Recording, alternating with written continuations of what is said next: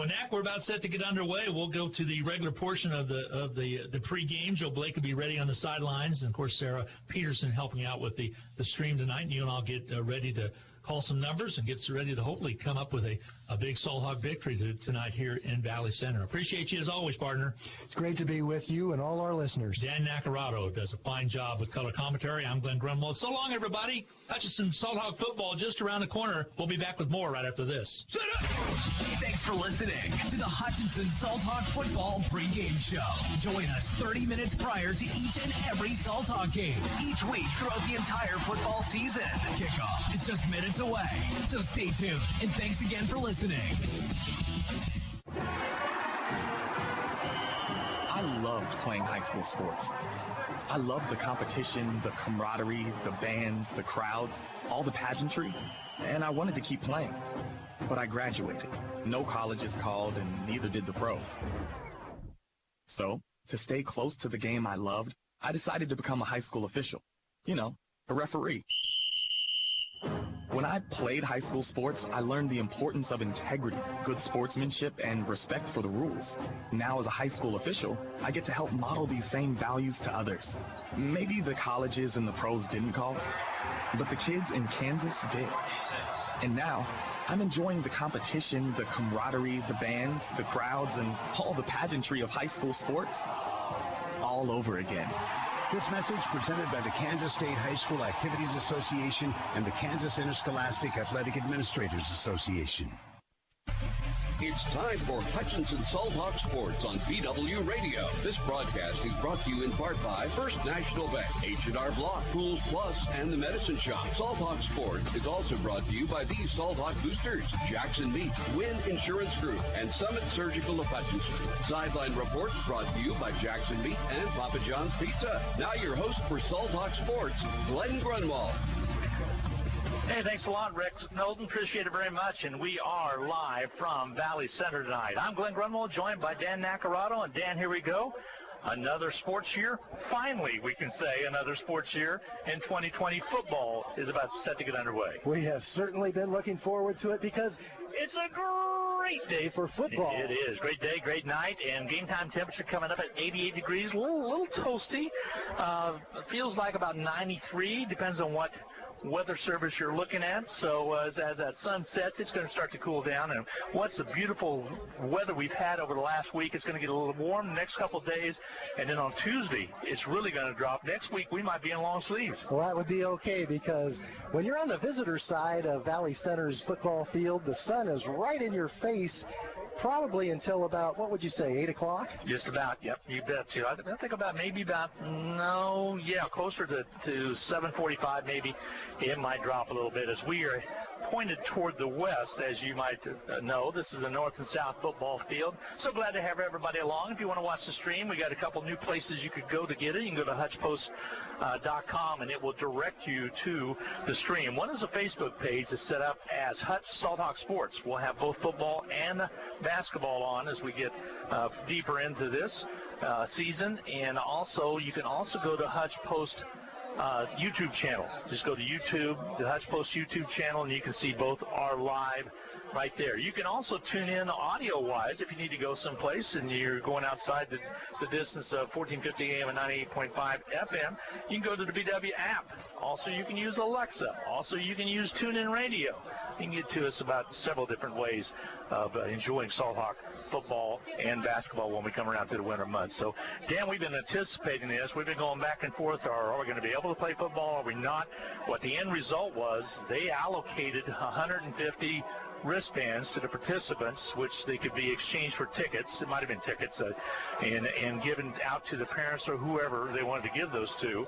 And then we weren't even sure we're going to be able to get in when we headed over here tonight. Well, I had a pretty good feeling when you're traveling with an award-winning broadcaster who's known all over this area of the country. I had a pretty good feeling that they'd let us in. Wanted posters, my friend. Wanted posters is what that indicates.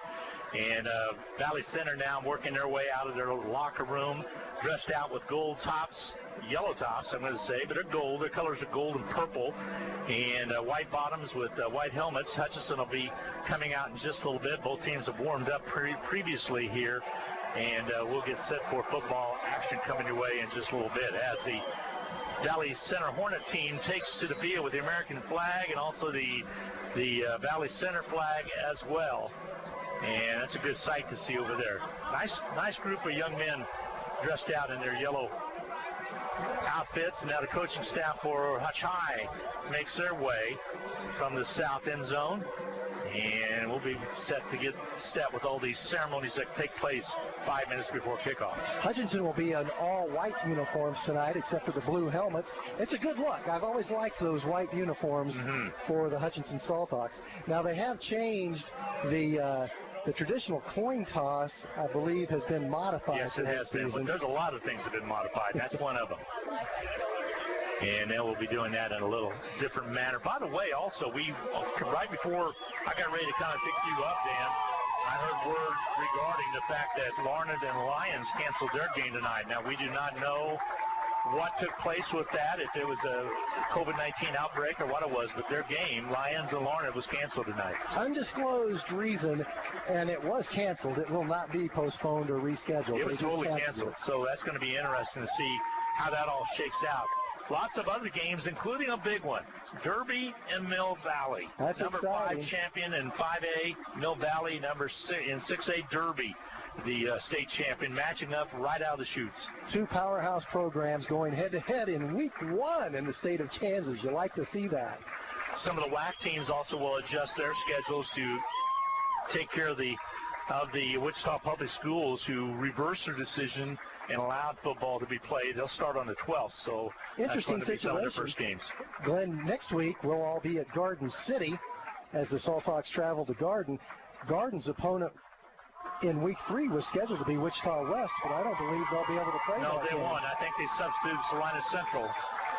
Go check that. That was Hayes at Salina Central. There's the Salthawks as they take to the sidelines and get to the respective coaching areas. Now, the rules, you might have heard Mike Vernon on the Reno County Coaches Show and more last night talk about they will use the Gators, and we've got the new Gators ourselves that say Salthawk football on the sidelines. Neck Gators, yes, not the kind of Gators that you drive around on 4 wheels. These are the neck Gators, not the kind that have 4 floppy arms either to crawl out of swamps. But they will have those on the sidelines. Coaches donned in those as well right now. And a lot of the fans as well. Social distancing taking place nicely here on this east side, which is the visitors' side for Salthawk football tonight. Walking out to be one of the captains is Miles Thompson, a transfer from Bueller, 6'7" quarterback, 231 pounds. He will head out for his senior year and meet with the Valley Center representative in midfield for the coin toss that's going to be taking place. As we said, the coin toss is handled differently. You're only allowed to send one captain out to midfield for the pregame coin toss this season, and they will not shake hands as they traditionally would do. Vincent Kikoa is the other captain for Valley Center. They defer, and let's see who's going to be kicking off to start this ball game. Valley Center, I believe, won the toss and deferred, so we'll be Valley Center will be receiving. It might have been Hutchinson won the toss and deferred. Hutchinson will be on defense to start off after the kickoff. And we're about set to get underway for this 2020 season. Glenn Grunwald, Dan Nacarado, Sarah Peters on the video stream, as well as also Joe Blake. And we're going to check in with Joe Blake right now on the sidelines and let him get set to get his mask dropped down. And Joe, how's it feel down there? A little warm down there so far on that artificial turf, warmer than 88, right? Yeah, we got a little bit warmer than 88, and especially on the turf, it tends to make things a little bit hotter. And we got 8-mile-per-hour wind that is moving left to right on your stream. Good to have you back again, young man. You are a freshman at Cali Community College. The Blue Dragons let you slip away because they didn't have tennis, and you're playing tennis for Cali, and so good to see you back. And you're going to be back for most of the football games with the exception of a couple. That's correct. Hopefully all the Wichita area games and the home games, I can make it back. 2-hour drive from our Probably city. The next one we might see you at is Derby, and then we'll see you at home. Mama cook you a meal, I know, when she get back there, so she'll be glad to see you come back. She paid me to have you do this. You know that? I did not know anything about that. So that she could Shout see out to you Sarah Blake. Love you, Mom. Yeah, you betcha. Thank you, Joe. Appreciate it. All right, we're about get set to kick it off. Alejandro Martinez will be the player to do the kicking duties for this first Salthawk kickoff of the 2020 season. 5'6", 183 pounds. He wears number 91. Strange for a kicker. He is a senior. We'll see some action out of Carter Boo as well, who's actually active with soccer as well. So here we go. 2020 season is officially underway as the ball comes down, hits at about the 4-yard line, picked up there. It's going to be returned. One missed tackle, and it finally bringing him to a halt quickly was Blackwell. Anthony Blackwell came up with a great body tackle right there to slam to the turf. And only a pickup of about 6 yards, 7 yards on the play. It'll be 1st and 10 for Valley Center at the 9. That was a tremendous kick. It just tight-roped along the sideline inside the 10-yard line, and Valley Center thought the ball would go out of bounds, but it didn't. It looked like it was going to bounce that way, but elected not to. So 1st and 10 now for Valley Center from their own 9-yard line. They will send out Caleb Harden will be the quarterback. He's down under center right now with 2 setbacks behind him to give straight away, and pick up of a couple yards on the carry will be the ladder back carrying the football. David Waymire made the tackle for Hutchinson. He was questionable for tonight's ball game, so it's good to see him out there with the start and making the first tackle defensively. Cameron Kaufman with a pickup of just a couple yards. Cameron Kaufman's a good one, 6'3", 380-pound junior. They expect a lot of good things out of him this season. At Second down and 7 right now. So Harden, the quarterback again up under center. We say he gets in the shotgun once in a while to turn. It gives second man through, little or nothing there. Matter of fact, a loss of about a yard on the carry, and again carrying the football out there was Kaufman. So Kaufman with 2 totes got 3 on the first one, but lost some yards there. Brings up a 3rd down and 7. They're going to see back to the line of scrimmage. Wayne Meyer and Emilio Martinez in on the stop. Last year, Valley Center almost exclusively went from the shotgun. This year, so far, first 2 plays under center. Yeah, Harden, the quarterback. Sets up straight eye behind him. Up back there is Benjamin Warner. The turn, he wants to throw the ball. Harder outer has a little flip on the outside, and catch is made, and more yardage after the catch. Picking up yardage is Benjamin Warner. So he came out of that up back position out to the outside right, caught the ball and picked up more, and that should move chains. 1st and 10. Kinzer Newquist, an outstanding free safety for Hutchinson, came up and made pretty hard contact, but unfortunately for Hutchinson, he bounced off of the tackle and picked up another 12 yards. So a nice pickup right there on the play for Valley Center. They have their first down of the season. Caleb Harden having a 175-pounder, 6'3" quarterback, good size, straight ahead running. And picking up just a couple yards on the play. Again, carrying the ball was Benjamin Warner. Hey, you make a good catch and pick up a 1st down, you're going to get rewarded. Picks up about 3 on the play. 2nd down and 7 now. Dakota Thompson made a nice, sure-handed tackle on that play. Ball on the 36 of Valley Center. So they've moved it from the 9-yard line to the 36-yard line. Hornets underneath, throws on the left side, catches made by the tight end on the outside. Shoestring tackle, drops him just short of the midfield. Nice catch out there by number 12, Gabe Phillips. Devin Hackney had the coverage and made the stop, but not before Valley Center picked up another 1st down. It's like we said in the pregame show, Glenn, when it's a new season, sometimes a team will present a new look, and that's certainly the case with Valley Center, a team that went almost exclusively from shotgun last year, under center, out of the I formation, chewing up yards. Ball will be set at the 47-yard line. Great pickup right there by the tight end, Gabe Phillips. So 2 passing downs already used up by Valley Center. Back to pass is Harden. Wants to throw it, looks to his left. Catch is made. Again, the catch caught over there by Gabe Phillips. Wide open. Not for the 1st down, but positive yardage. Gabe Phillips, the 6'3", 198-pound tight end, senior, is a player that Coach LaFleur expected to rely on heavily this season offensively, and he is not disappointing early. Nose of the football inside of the Salthawk territory at the Salthawk 49-yard line. 2nd down and 5. Big play right here defensively for the Salthawks. Valley Center Harden up under center. The turn, the pitch on the outside, and give it around on the outer perimeter to Kaufman. Kaufman turns the corner and is dropped down at about the 45. Pick up a 4 on the play. They needed 5 for the first down. It's going to be, actually, it's 3rd down and 2 is going to be the official ruling right there. So it'll be a short 2. Ball's going to be right at the 45. So 3rd down and 2 from the 45.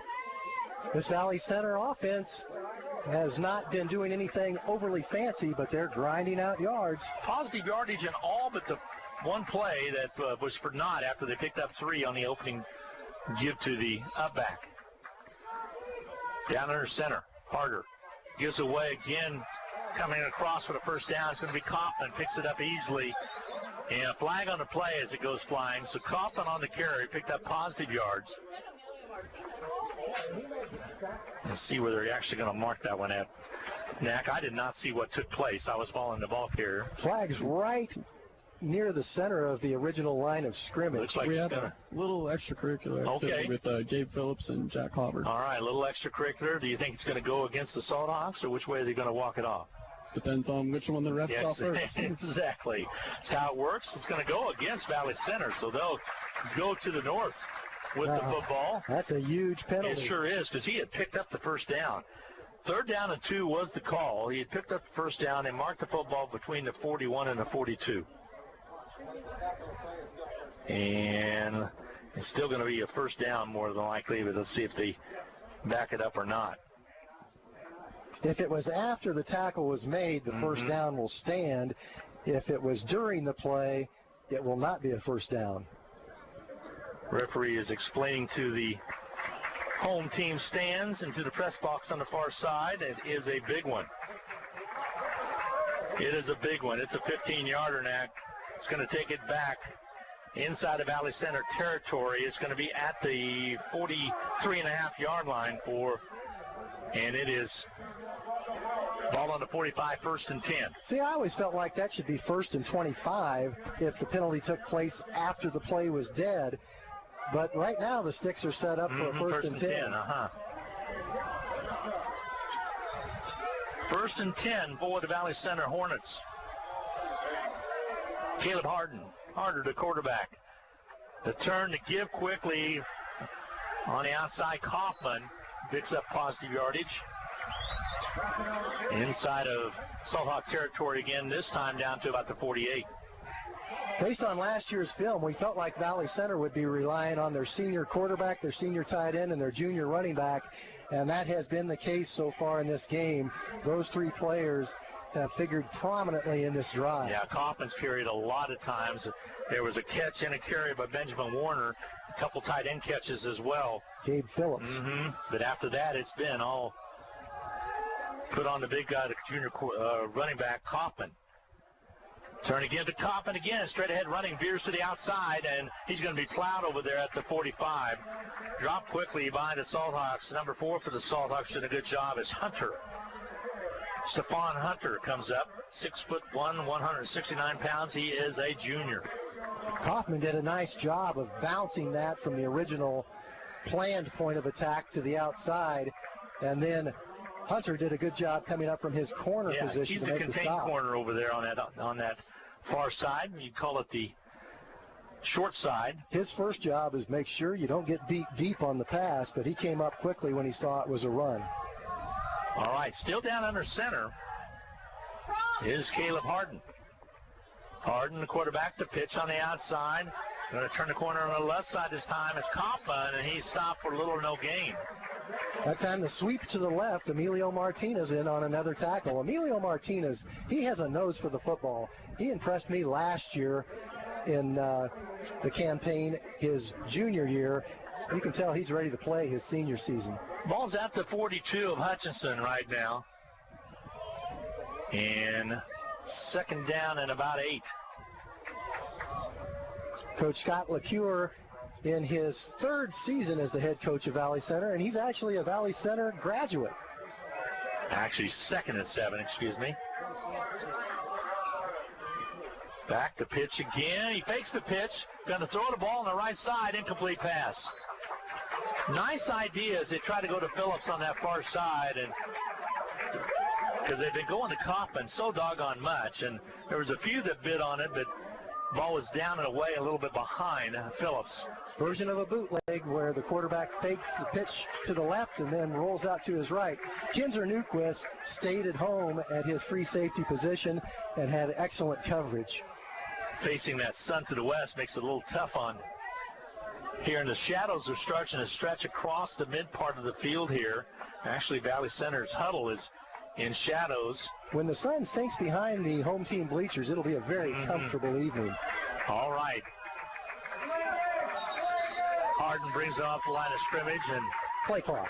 Looks like a play clock delay. Gain's going to be the call. That's a huge one with 3rd down and 7. They were facing long anyway. Probably makes it a passing situation. I think they got the timeout before. Okay. Got the timeout before the play clock went to 0. And we'll take a timeout as well. No score as of yet. 6:18 to go in this first quarter play. No score as of yet. Valley Center driving inside of Salthawk territory. We'll be back in a half minute. Welcome to the Hutchinson Medicine Shop. With the emergence of big business, not only in pharmacy, but all industries, the Medicine Shop is proud to be a thriving local business in Hutchinson. We're so thankful to our customers in Hutchinson, Reno County, and Central Kansas for your support. In turn, we're proud to be a major sponsor of the Hutch High Salthawks, as well as other area high schools, the Blue Dragons, Chiefs, Royals, Jayhawks, and Wildcats. You support us, and the Hutchinson Medicine Shop supports local sports. We're enjoying a great night for football here at Valley Center. A little bit down the street from the high school, not too far, perhaps about a half mile. It's a nice turf. This turf was installed just last year, was the first year for it, so this turf is pretty new, Glenn. It's second year of action on the Valley Center football field turf. We received Kevin Armstrong came up and said a couple people said the stream isn't going, but I'm looking at it right here, and it's going just as good as could be. It could be on the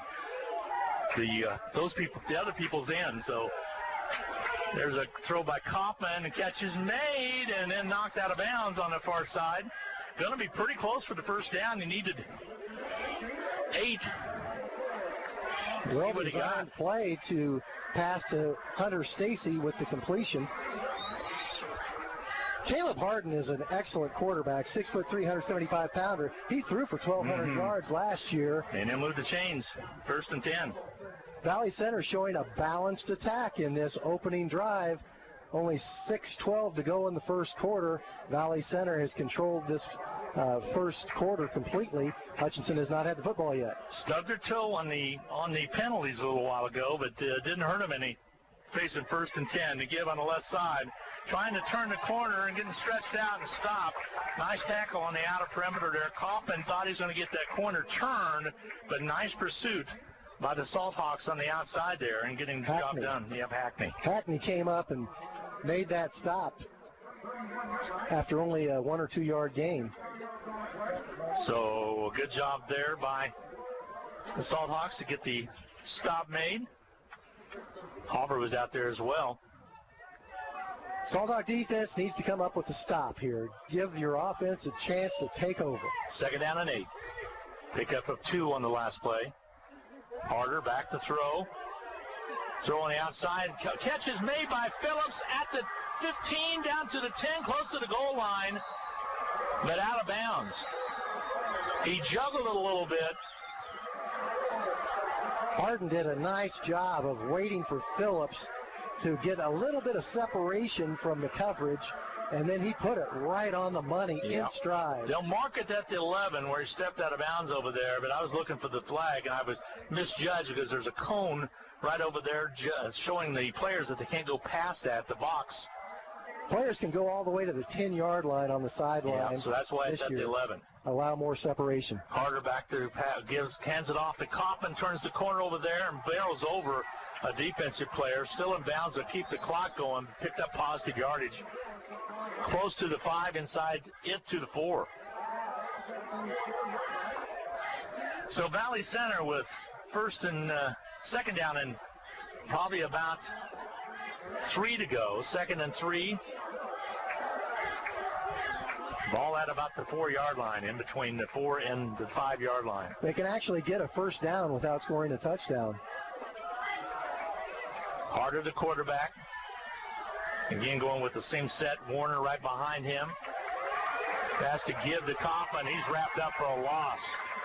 Good job by the defensive front four. David Waymeyer got into the backfield. Hutchinson came up and crowded the line of scrimmage, gave a little bit different look, went to a chaos-type defensive package and gambled and won. Fisher Austin came off the bottom of that pile as well, big defensive lineman. Defense has been out there a long time, Knack, with this temperature at game time being around 88 degrees, a little warmer than that off that turf out there. Coming up on the 4-minute mark in the first quarter, no score. Valley Center has controlled the football the entire game so far. Down under center, Harder, and flag stops the play. Joe's still pretty warm down there, correct? It looks like it hadn't cooled up much so far, and we'll wait till that sun sets. Oh, yeah, still warm down here, and hopefully defense can get off the field. And 3rd down and 5, and that's what this penalty is going to be against Valley Center. Now Fisher's coming off the field. Let's see if he needs to get a helmet, and they will. They'll work on his. Actually, they'll work on some with his shoe or possibly his knee. He'll have to stay out of the game for a play unless Valley Center takes a timeout. They will split a wide out on the right side this time. It's going to be Stacy Hunter, they being Valley Center. And they're looking to the sideline and taking their time on this. Play clock is down to 13. And now they'll break huddle and get set up. They go quickly out to the line of scrimmage. Harder with 5 on the play clock. The turn, fakes the handoff, throws it on his left side, in and out of the offensive player's hands. Will bring up a 4th down and 5. Fortunate for Hutchinson because Trenton Flores was wide open in the end zone, but Hardin did not see him. Instead, he threw the ball to the covered receiver. Threw it over to Caleb Peach, and it went in and out of his hands. So 4th down and 5 now. They will attempt a field goal. This is an outstanding free safety who's also the kicker for Valley Center, Hunter Sharp. It'll be a 24-yard field goal attempt. The little win there is against him. Here comes the kick, up and on its way, and it is good. And Valley Center takes the lead with 3:31 to go in his first quarter of play, 3-0. So 3-0 ball game, Valley Center on top. We'll be back for the Hornets kickoff right after this 1-minute timeout. Get the latest news, weather, and sports in one place. HutchPost.com. It's your one-stop news source powered by Eagle Radio. Plus, play fun contests. Save with big deals of Central Kansas. Get the latest ag news, daily obituaries. Keep tabs on your favorite sports teams, including the Salthawks and Blue Dragons. And be sure to sign up for the Hutch Post Morning News in your inbox. 24 hours a day, get news when you want it at HutchPost.com. It's time to finish your taxes. Whether we filed your extension or not, bring your tax information to H&R Block and let our tax professionals ensure you get every deduction and credit you deserve. And our offices in Hutchinson, Lyons, and Ellsworth are open to assist you. Don't wait to file your tax return and risk penalties for missing the deadline. Make an appointment now and put our expertise to work for you.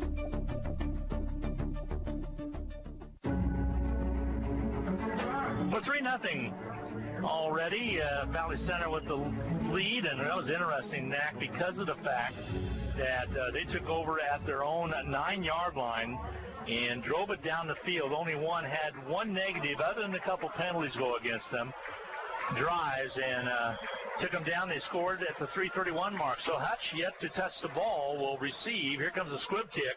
It's going to be taken by one of the backs and picks it up and tries to turn it up. The field has some room. Gets across the 40-yard line up to about the 42. Nice job by Dakota Douglas. He didn't want to play that ball at all. Matter of fact, he wasn't even sure if he was going to get to it. It came off his hands. He knew he had to play it. And a pretty good return all the way out to the 42-yard line. 1st and 10 for the Salthawks from the 42. They trail right now 3-0 on a 24-yard field goal by Hunter Sharp for Valley Center. So Hutchinson will split a wide out on the right side. Put another man in motion to the left side. That's going to be Kokar in that slot position. The turn, the give, straight up the middle, running, positive yardage, picking up a couple. So safe play right there to start things off. You got a new quarterback, new in the system and everything. And the first man through was Alec McEwen picking up a couple yards. Actually give him 2 on the play. Kicks it up to about the 44. So now McEwen at that fullback slot. Thompson to pitch on the outside. Loose ball picked up by Valley Center. Hornets are going to have the ball on the turnover at about the 36-yard line. So a costly turnover on the pitch from Thompson to McEwen. It was speed option, and sometimes that can be much tougher to execute than what it looks when you have the quarterback running at full speed, the fullbacks running at full speed, and the defense is coming down on you. It's not as easy of a play to execute as what teams make it look like when you watch football on television. Pitch hit the hands, but it was a little bit behind the offensive player in the backfield. I think it might have been Barlow. I think it was too. I think it was Jalen Barlow, and it just was behind. He was able to get a hand on it, but couldn't control it. And do we have a timeout taken? I believe we do. Salthawks are going to talk things over. We'll get a break in as well. 2:49 to go in this first quarter of play. Valley Center leading at 3-0. Valley Center after the turnover with the football. We'll be back in a half minute. Hutchinson High School Sports is on the air thanks to these outstanding Salthawk boosters. Portfolio Recovery Associates of Hutchinson, Dr. Randy Smith of Appalachian Animal Hospital, the Wynn Insurance Group of Hutchinson, Summit Surgical, the Hutchinson Clinic, the Medicine Shop, and Jackson Meat. Hutchinson High School and Eagle Radio Sports thank these Salthawk boosters for their continued support of Hutchinson High School athletics. After live action, it didn't take long on a timeout, and a flurry when the throw the ball was harder, and he is sacked for a loss. And let's see where they mark it, Dan. Is they're going to mark it right around the 47.5-yard line. So a huge loss right there. Second down and close to 20. Second and 19 remaining now for Valley Center. Big surge by the Salthawks. Jack Hover came hard on the blitz, and he was able to corral Caleb Harden for the sack. And I don't believe we took that time out. I think that was Valley Center to talk things over. They came back a little early. Sometimes in the heat like it is this time of year, the officials take a timeout to get everybody some water. So we're sorry about that, but we missed on the play, but you saw it on the video. Here's the pitch on the outside left. Turning the corner, outside there's Kaufman, and he's dropped at about the 42. So pick up only a couple yards on the play. Brings up a third down and long situation, third and about 13. Hutchinson does have a nickel package this year for third and long where they take out one of their defensive linemen and put in an extra D back. And it appears that they have elected to do that in this situation. For Valley Center, it's been all harder along with Kaufman and Phillips. That's been the main crust of the offense. Harder back at that tailback position now. Goes straight eye, harder under, so he wants to give it off to Kaufman, fakes it, wants to throw a little flare on the outside. Warner has it, and he's busted at the line of scrimmage and gets a few more yards. It's going to be still short of the first down to bring up fourth down and long. Benjamin Warner at 5'7", 210 pounds, the senior. When there's a collision with him, it's like a freight train running into a semi-truck. Yeah, he's a bowling ball out there. There's no doubt about that. And that is the third time. He caught the little flare pass earlier on in this first quarter for the first down. That's only his third time to touch the football. They're going to come in and go for the field goal again. 4th and 10, they're going to punt. Yes, they are. You're right. Thought they're starting to set up. Punter's back at his own 46. Thinks about running, finally gets it away. Kick is made by Cade Wilson. And out of bounds, it sails on the far side. Hutch will set up shop. Nice job defensively to stop Valley Center after they got the turnover. Pretty deep in Salthawk territory. Give that Salthawk defense some credit. Even though Valley Center put together a 8-minute sustained drive to start the game, Hutchinson only gave up 3 points. They didn't give up the touchdown. And then after the fumble, Valley Center had a short field, and that Hutchinson defense came up big with the 3 and out. Salthawks with the ball on their own 19-yard line. They trail 3-0. A minute and 11 go in this First quarter of play, they're in the shade. Throw and catch is made out of across the 30 to the 31 by Trayton Peterson. We talked about Trey Peterson in the pregame. He adds an element to this Salthawk attack because he's fast and he has excellent hands. Trey Peterson from the wide receiver position from Miles Thompson. About had an opportunity to see him in open field right there for a second. Excellent pass by Thompson also. He can spin it. They'll split Barlow out wide on the right side. Thompson, the handoff, straightaway running. Up across the 34 to the 35-yard line, mark it closer to the 36. Hutchinson will probably get at least one more play off before the end of the first quarter. We're coming to the 30-second mark. The clock is running. Valley Center 3, Hutchinson nothing. Quick first quarter of play. Had a couple penalties mixed in there as well. Hutch will spin Peterson out to the right side. The top of your screen is going to be Kokar, number 7. Gives straight up the middle. Keeper by Thompson. Rolls his way forward to about the 40-yard line. Churning those legs, churning them. Picks up 3 or 4 yards. We'll make it a third down and short. Third and about 3 situation. That's the last play of the first quarter. And we're going to go to the second quarter of play with Hutchinson trailing 3-0. Valley Center on top by way of a 24-yard field goal back to the 3:31 mark. Hutch on the drive right now as we go to the second quarter. We'll be back right after this 1-minute timeout. Need to send someone money? Pay a babysitter? Split the bill? Use FirstPay. It is the person-to-person payment option located right inside your online banking app. There is no need to download an additional application. It is simple, safe, and secure. We're first for you. Visit fnbhutch.bank to learn more, or click on your First National Bank app to get started. You can also stop into a location nearest you, and we're happy to help. First National Bank of Hutchinson, member FDIC, equal housing lender. It's football season, when the weather is warm one day and cold the next. Stay ahead of cold and flu season by drinking plenty of liquids, getting enough rest, and keeping your hands sanitized. Come see the friendly folks at Ashcraft Pharmacy, your locally owned Health Mart pharmacy, for over-the-counter medications to help alleviate symptoms. And if you need a prescription, we offer free mail-out, free delivery, or call ahead for our handy curbside service. Go Salthawks! From Ashcraft Pharmacy in the Hart Shopping Center, South Hutchinson, and Health Mart, caring for you and about you. Back to live action again, straight ahead running at the 40-yard line. Pick up a maybe 2. Boy, it's going to be close. It's only about a half a yard, Knack, and we'll see if they decide to go for it or not, they being Hutchinson. And you got to believe that you could pick, if you have any faith in your offense at all, your offensive line, you think you can do this. Might try to pull Valley Center offside first just to see what happens. By the way, Joe Blake's sideline reports brought to you by Papa John's Pizza, 17th and Plum Street, as well as Jackson Meat at 13 West 6th. To give up the middle, straight away running 1st and 10. It'll move the sticks for the Salthawks of Hutchinson.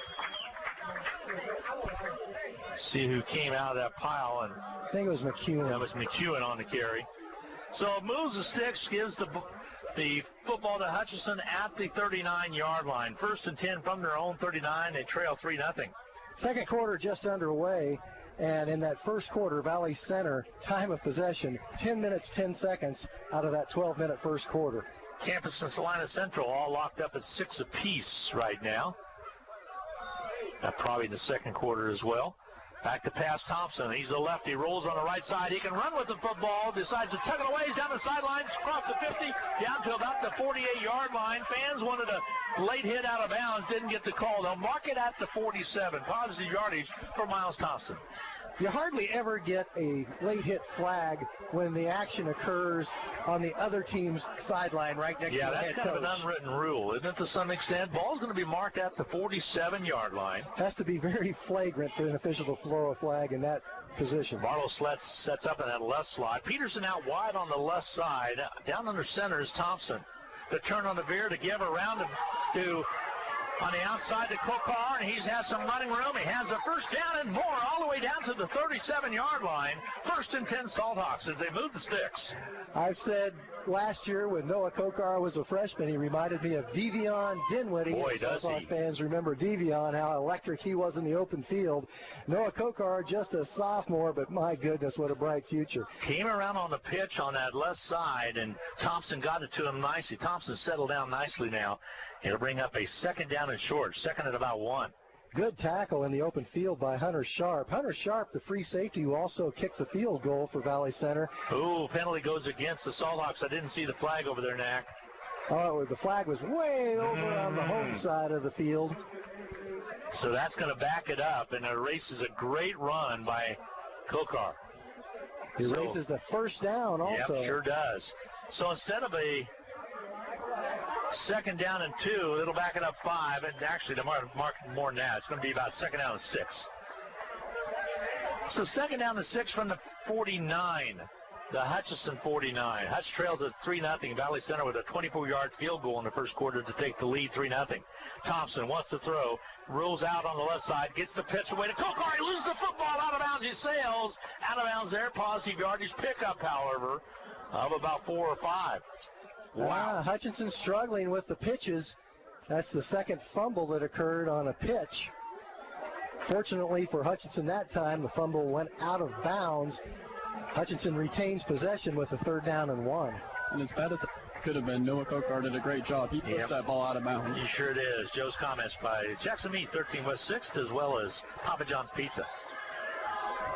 Here's Thompson to get to the first man through, and McEwen gets that first down across the 45. That's all he needed, and that's exactly what he got. Pretty hard to stop Alec McEwen from picking up a couple of yards. He's just so strong. Hawk City leads Winfield 7-0. Mill Valley on top of Derby now 7-0. That's number state champion in Derby, trailing the state champion in 5A, 6A Derby, 5A Mill Valley. Set under center is Thompson. He'll keep it himself. Rolls off the right side. Long, lanky body carries across the 40 to about the 38-yard line. Nice running by Miles Thompson, the senior transfer from Buhler. Miles Thompson picked up on this flex-bone veer offense in a hurry. It's usually a hard thing for a quarterback to pick up on the reads. Miles Thompson has had no problem with it whatsoever. Yeah, go ahead. He reminded me of Wes Kimmel on that play. A little bit. Call that play 12-1-5-5. Former Hutch High student, transferred to Valley Center, then family moved back, transferred back, this time Buhler, now over to Hutch. Give around the corner to stop the play, flag on the play, before Kokar could really get untracked around that outside edge. This will be a false start. It will be a false start. Thank you, Joe.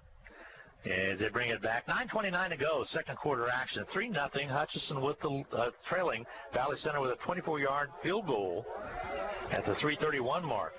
It'll mark it another 5 yards back to the 45. So that will beat up a second down and 10 situation for Hutchinson.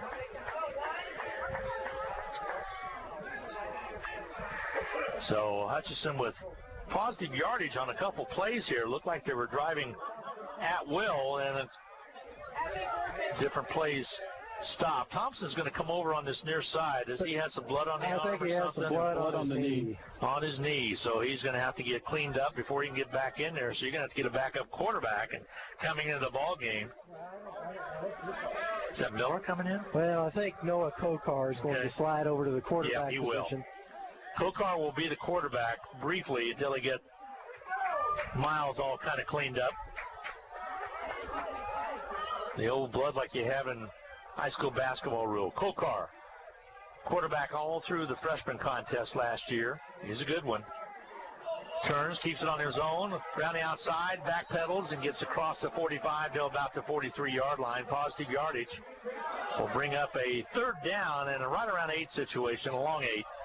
Nice tackle that time by Valley Center's Tate Shirley. It's like Kokar is going to have to go again as they're trying to get his knee fixed up. Coach comes over to take a look at it himself. Always have one of the coaches on staff be your blood man that can clean it up in a hurry. And break huddle. Kind of like a boxer needs a corner man. Thompson's not going to have to wait another down before he comes back in. Kokar, the quarterback, down under center, sends a man in motion. A pitch on the outside. They'll try to turn the corner around the outside. Has some room across the 40 down to the 36-yard line. And rolling over there down to the 36 with Alec McEwen. Good run by Alec McEwen. He had to evade a tackler who got into the backfield early. McEwen gave him the stiff arm and got the edge on him. Where's number 28? Shades of Adrian Peterson, who was let go by the Washington Football Club this last week. Adrian's been around the league for quite some time. Former OU running back, played for the Vikings, Paid for lots of folks. Big fourth down play. Fourth down. They're going to go for it. 6:56 to go in the second quarter of play. Hutch trails 3-0. Thompson, the quarterback, wants to throw the ball, backs up. Now he's going to run it. Has enough room and gets the first down. Needed 1.5 yards and got more than that. He acted like he was going to kind of throw to freeze those linebackers back there to kind of stick with it, but elected to go ahead and take it around the outside for the first down. 1st and 10 from the 32 of Valley Center. That's what Miles Thompson can do for this team. Pretty much got that on his own. I wouldn't say he has blazing speed, but once he gets going, he's hard to stop. He's fast enough. Thompson, the quarter, down underneath, gives it around left side this time. Let's try the left side. Going to be McEwen. Gets across the 30, side steps one more man, and down to about the 26-yard line. This time, Joe, you saw that coming right at you. It went around the other side to the right 2 plays ago. This time around towards you. Picks up a couple blockers out there. Picks up 5 yards. Yeah, it's good when Alec McEwen can get outside and, he can show he's known for being able to run people over, but when he has the jets, too. Joe Blake, a freshman down at Ark City, down at Cali County. Actually, it's not Cali County. It's Cali Community College. They dropped the county a long time ago down there playing tennis. He's our sideline reporter. Back to pass, Thompson. Crosses body, gets the pass away. Catch is made inside the 20-yard line. Down to about the 17. That was just about an uncatchable ball, Dan Nacarado, but trying to get to it was Anthony Blackwell, and he did. He hauled it in, and then he held on to it, even though the defense was right on top of him to make the tackle right as he was catching it. 1st and 10 from the 18 now for the Salthawks. 7:20 to go. I said past the 20-yard line, but actually it's down to the 18. That was a pretty good throw, though, by Miles Thompson, rolling to his right, throwing it as a left-hander. That's kind of a tough thing to do.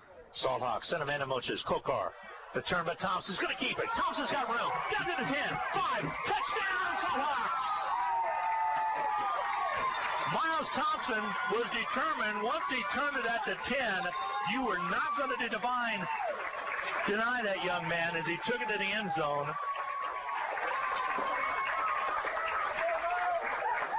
And a nice touchdown run by Thompson, and Hutch takes the lead at 6-3. Carter Boo will be the kicker on the extra points. 10 of 10 last season after he became the Hutchinson Salthawk kicker. He's a good one, left-footed. All right, Boo gets set. Like you said, he's a lefty. Here comes the kick. It is up and on its way, and it is good. 7-3. Hutchinson with the early lead. 7-3 with 6:56 to go in the second quarter of play. We'll be back in 1 minute. Forward, always moving, never stagnant. Together, nothing great is ever accomplished without it. At Fee Insurance Group, we've been working side by side with our clients for more than a century. Together with individuals, organizations, and communities, we look ahead to protect the people, places, and things they love. We're Fee Insurance Group. Forward. Together. Hi Kansas, Jess here at Pools Plus, and we are super bummed we won't see you at the fair this year, but we are excited that our inventory is stocked and ready for the big sale. You heard it, the No Fair Fair Sale is going on now at Pools Plus. All spas and outdoor furniture are marked down to an all-time low. All in-stock solar covers are 15% off. Get them while they last. Be sure to call the professionals at Pools Plus and schedule your pool closing before the calendar is full. The No Fair Fair Sale going on at Pools Plus, 21 East 1st in downtown Hutchinson. Welcome back to Valley Center, 7-3. That's Salthawks with the lead with 6:56 to go in the second quarter of play. An 18-yard run by senior Miles Thompson around that left side. Ed Kokar kind of on his left wing over there. Looked like I thought he was going to go to him for a second, and he saw some opening and took it right in. He's got some speed. I like it when you can keep it and gain yards. Those pitches can be risky. Here we go. Kickoff taken at the 15 by Valley Center off the Hutchinson kickoff. Across the 30 on the return up to about the 33-yard line. Valley Center will set up shop. Their third possession of the game. as their last possession stalled on them pretty quickly. And the Salthawks did a nice job of, after giving up the ball on a turnover, getting the stop and then getting it back and taking it right down the field and scoring. Good tackle on that kick return by Hutchinson's Jalen Barlow. Hoisting a lead right now over Pratt, 13-6 in the second quarter of action. Derby right now just scored. They're up 14-7. Wow. Here we go. The give straightaway running.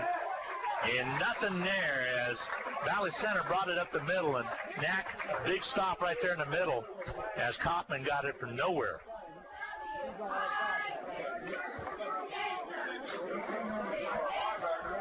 All right, here we get set. It's actually Mill Valley up in that game. I'm sorry, Mill Valley on top, excuse me. Caleb Harden, the quarterback still. Kaufman in his tailback slot. Warner up front. They'll split a wide out on the right side this time. Sends him in motion. Fakes the pitch. Harden around on the outside. Wants to throw the football. Incomplete pass. Just about caught over on the far side. Again, it was Phillips, his intended receiver. So, 3rd down and 10 now for Valley Center. Hornets looked sharp in the opening drive that they had. They took it all the way from the 9-yard line, right around there, all the way down the field, overcame a couple of penalties, and got a field goal out of it. Hutchinson just scored a little bit ago, 6:56 mark, to take a 7-6 lead. Glad to have you along, whether it's on YouTube or on the Hutch Salthawk Sports Center. Just go to hutchpost.com is all you got to do. Turn around and nothing there for Valley Center. Nice play by that Salthawk defense. Nice job. So 4th down and 15 now. In punt situation, Hutch will send a man back. And going back to will be Kinzer Newquist back in deep in punt formation. He'll along with Adrian Peterson. Both of them are very capable. If they can field this punt, they can make some good things happen on the return. Here we go on the punt. They're going to let it bounce away. Well, that worked out well for Valley Center. The Hutchinson's Salthawk football, and they'll send out that offense on the field.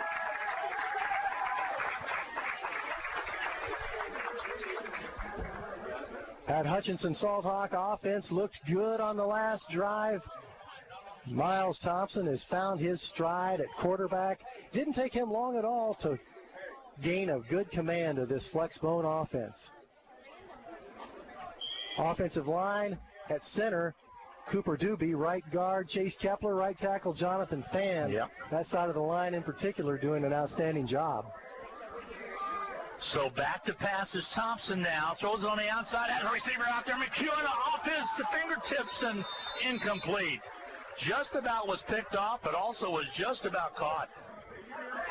Hunter Sharp got over there on the coverage, but again, Miles Thompson can spin. He can throw it. That ball was right on the money, hit McEwen on the shoulder pad. Sun about to set over to the west. That's where it normally sets in the neck. Well, I guess unless you're at the South Pole. My wife was looking at that and saying that, she doesn't know north, south, east, or west. Anyway, she just not very directionally challenged to give on the outside. Carrying the football is going to be for Hutchinson, number 12. That's Barlow. Positive yardage picked up all the way down to about the 36-yard line.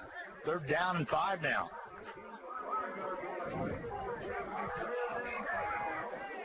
Third and 5 for the Salthawks. 4:44 to go in the second quarter of play.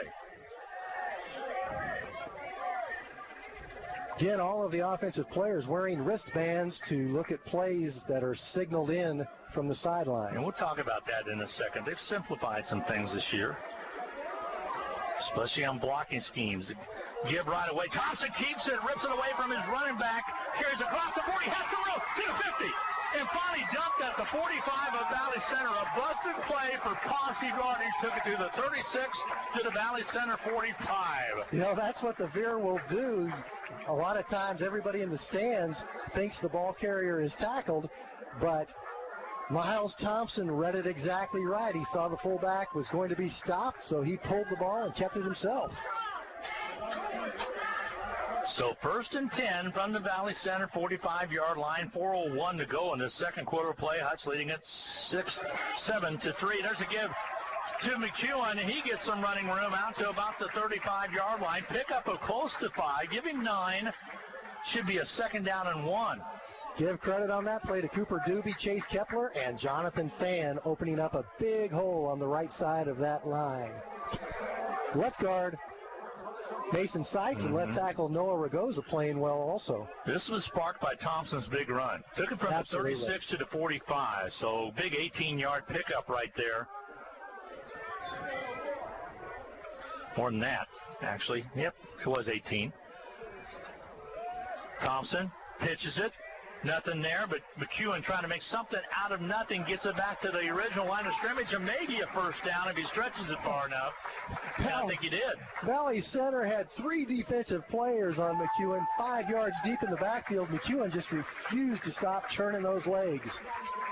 Nice run by McEwen, because when he started to turn in that corner, there was nothing there. There was nothing but yellow shirts. As soon as he caught the pitch, the defense, 3 guys were right on top of him. Right on him. 1st and 10, Salthawks at the 35 of Valley Center. 3 minutes to go before intermission. We'll be talking with Athletic Director Kevin Armstrong at halftime about all the crazy summer that he's had. McEwen around on the right side, doesn't get anywhere. No room to run.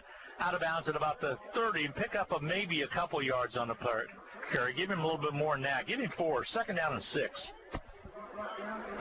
Still good running down there around that outside corner.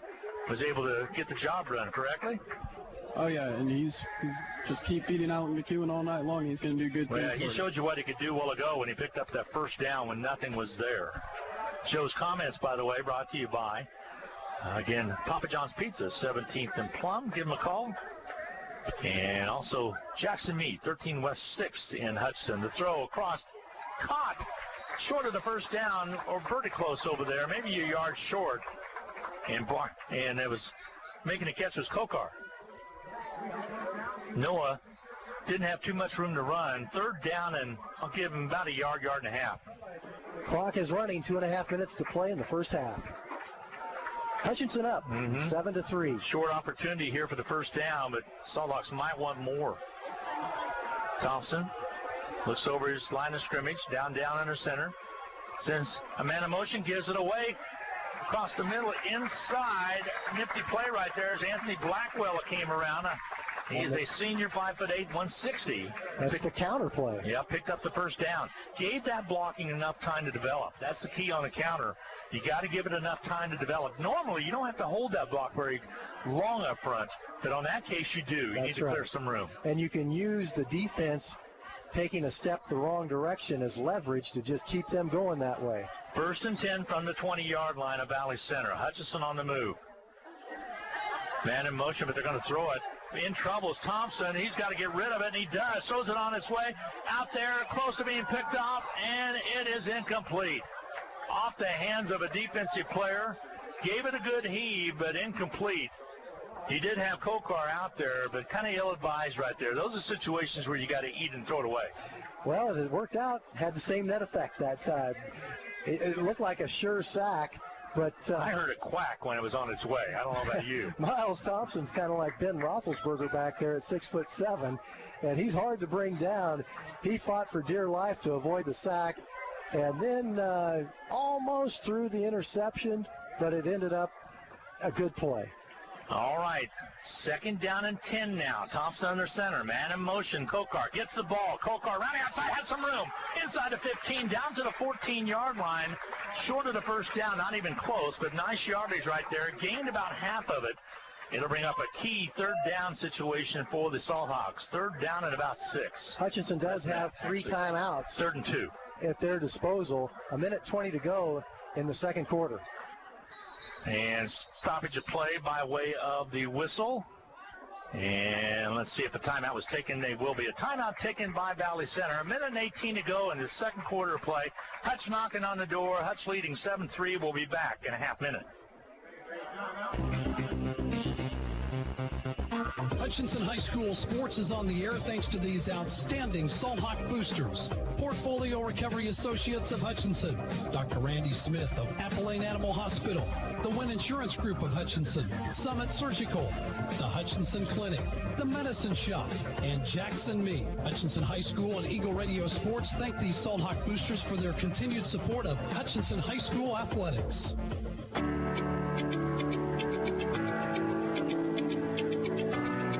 Hi, everybody, and welcome back. Glenn Grummel, Dan Nacarado, Valley Center's where we're at. Hutchinson leading Valley Center in the second quarter of play, 7-3, with 1:18 to go. Hutch with the ball on the 13-yard line, facing a 3rd down and 2. Valley Center's offense controlled almost the entire first quarter, eating up 10 minutes, 10 seconds of that 12-minute first quarter.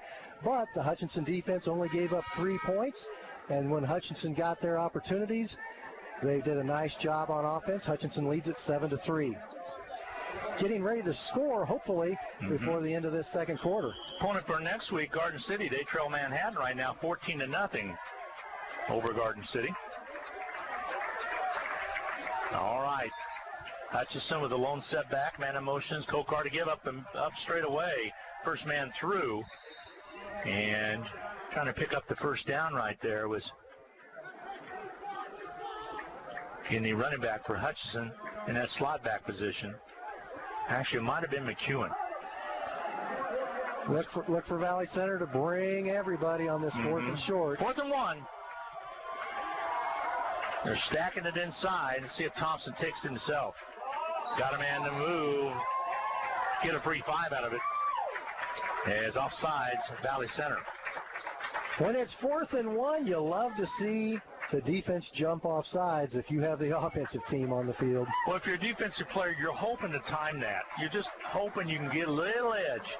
And got him leaning. Miles Thompson pointed him out. And ends up being a first and goal situation for Hutchinson from the 7 now.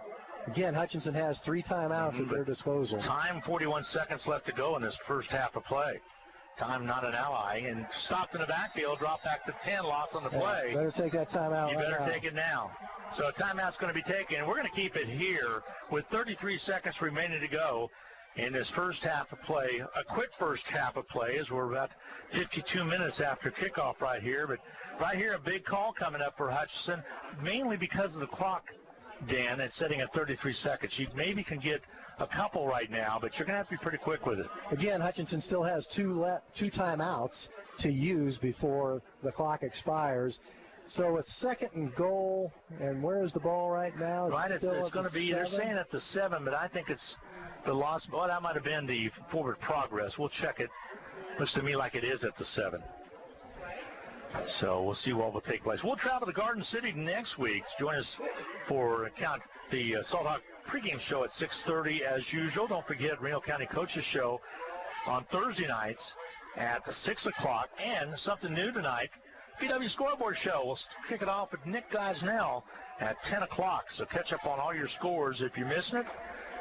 And just take your folks that are here, just take your BW app with you on the way home and pick up those scores. Here we go. Hutchinson actually has time to run 3 plays to get it in the end zone. So right now, Barlow will be set up at that tailback slot. Thompson down under center, man in motion. Give on the outside. It's McEwen trying to turn the edge. He's got the edge. Touchdown, Salthawks! Touchdown, Salthawks with 27 seconds remaining to go in the quarter. Dan, I was worried about getting enough plays, and they got it done all on one from 7 yards out. McEwen turned the corner for 6. And it all happened at the 27-second mark. So McEwen with a 7-yard run on the pitch around that left side and make it 13-3. Point after Carter Boo in there right now. Here comes the point. It's up, kicks up, and it is good. And Hutch takes the lead. Well, we got a penalty here.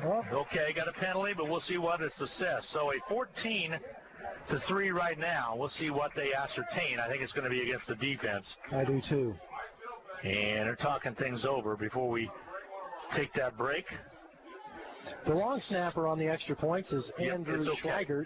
We'll come back and touch base on that. We'll take a quick 30-second break. Be back for the Salthawk kickoff right after this. Hutchinson Community College and Blue Dragon Athletics are proud to support the Hutchinson Salthawks. Whether you're working towards your degree or are a busy working individual with limited time to attend class, Hutch CC has what you're looking for. And for those still in high school, Hutchinson Community College's Step Ahead program provides a head start on a quality education, and it may not cost the student anything. Visit hutchcc.edu or call 888-GO-HUTCH for more details. And good luck this season to the Salthawks. Hi, everybody, and welcome back to Valley Center. It's a happy bunch of Salthawk fans on our far side across from the press box, on our side, actually, of the field, with Hutch leading 14-3. Great job of time consumption. The big run, 18-yard pickup by Miles Thompson for the first down across midfield was the key to that one, and then McEwen took it in from 7 yards out.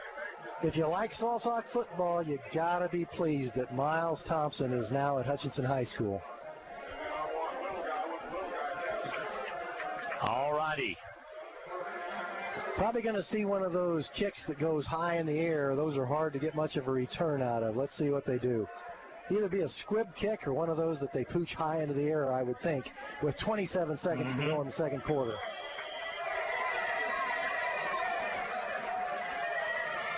All right, here we get set.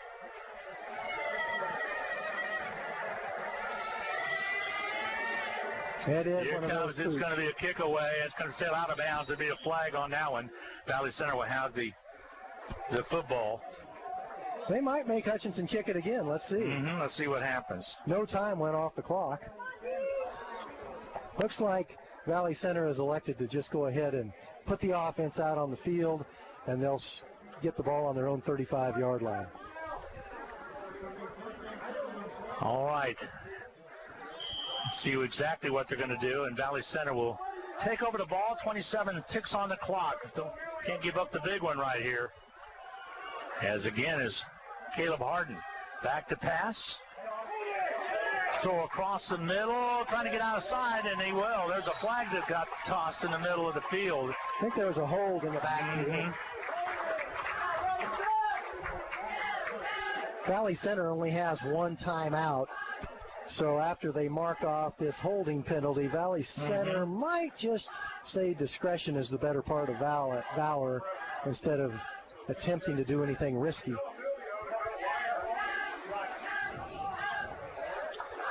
All righty. Let's see exactly what they're going to call. That took up the clock down to the 19-second mark.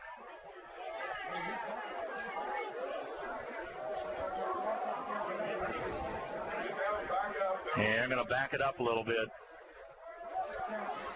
So now definitely a situation where the Hutchinson defense just wants to make sure no Valley Center Hornets get behind them.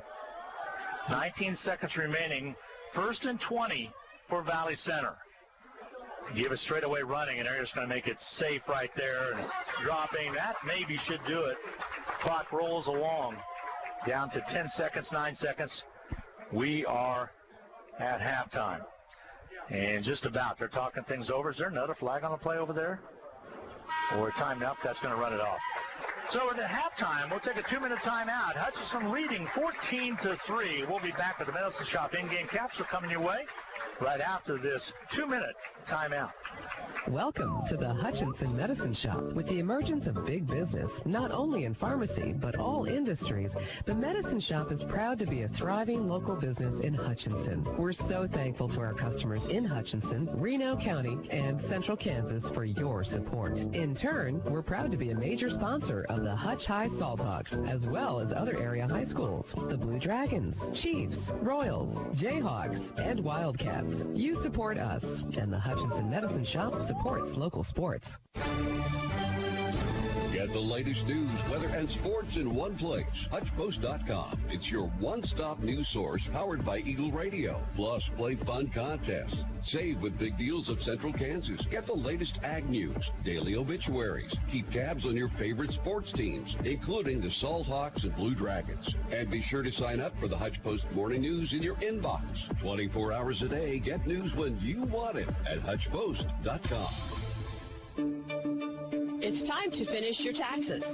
Whether we filed your extension or not, bring your tax information to H&R Block and let our tax professionals ensure you get every deduction and credit you deserve. And our offices in Hutchinson, Lyons, and Ellsworth are open to assist you. Don't wait to file your tax return and risk penalties for missing the deadline. Make an appointment now and put our expertise to work for you.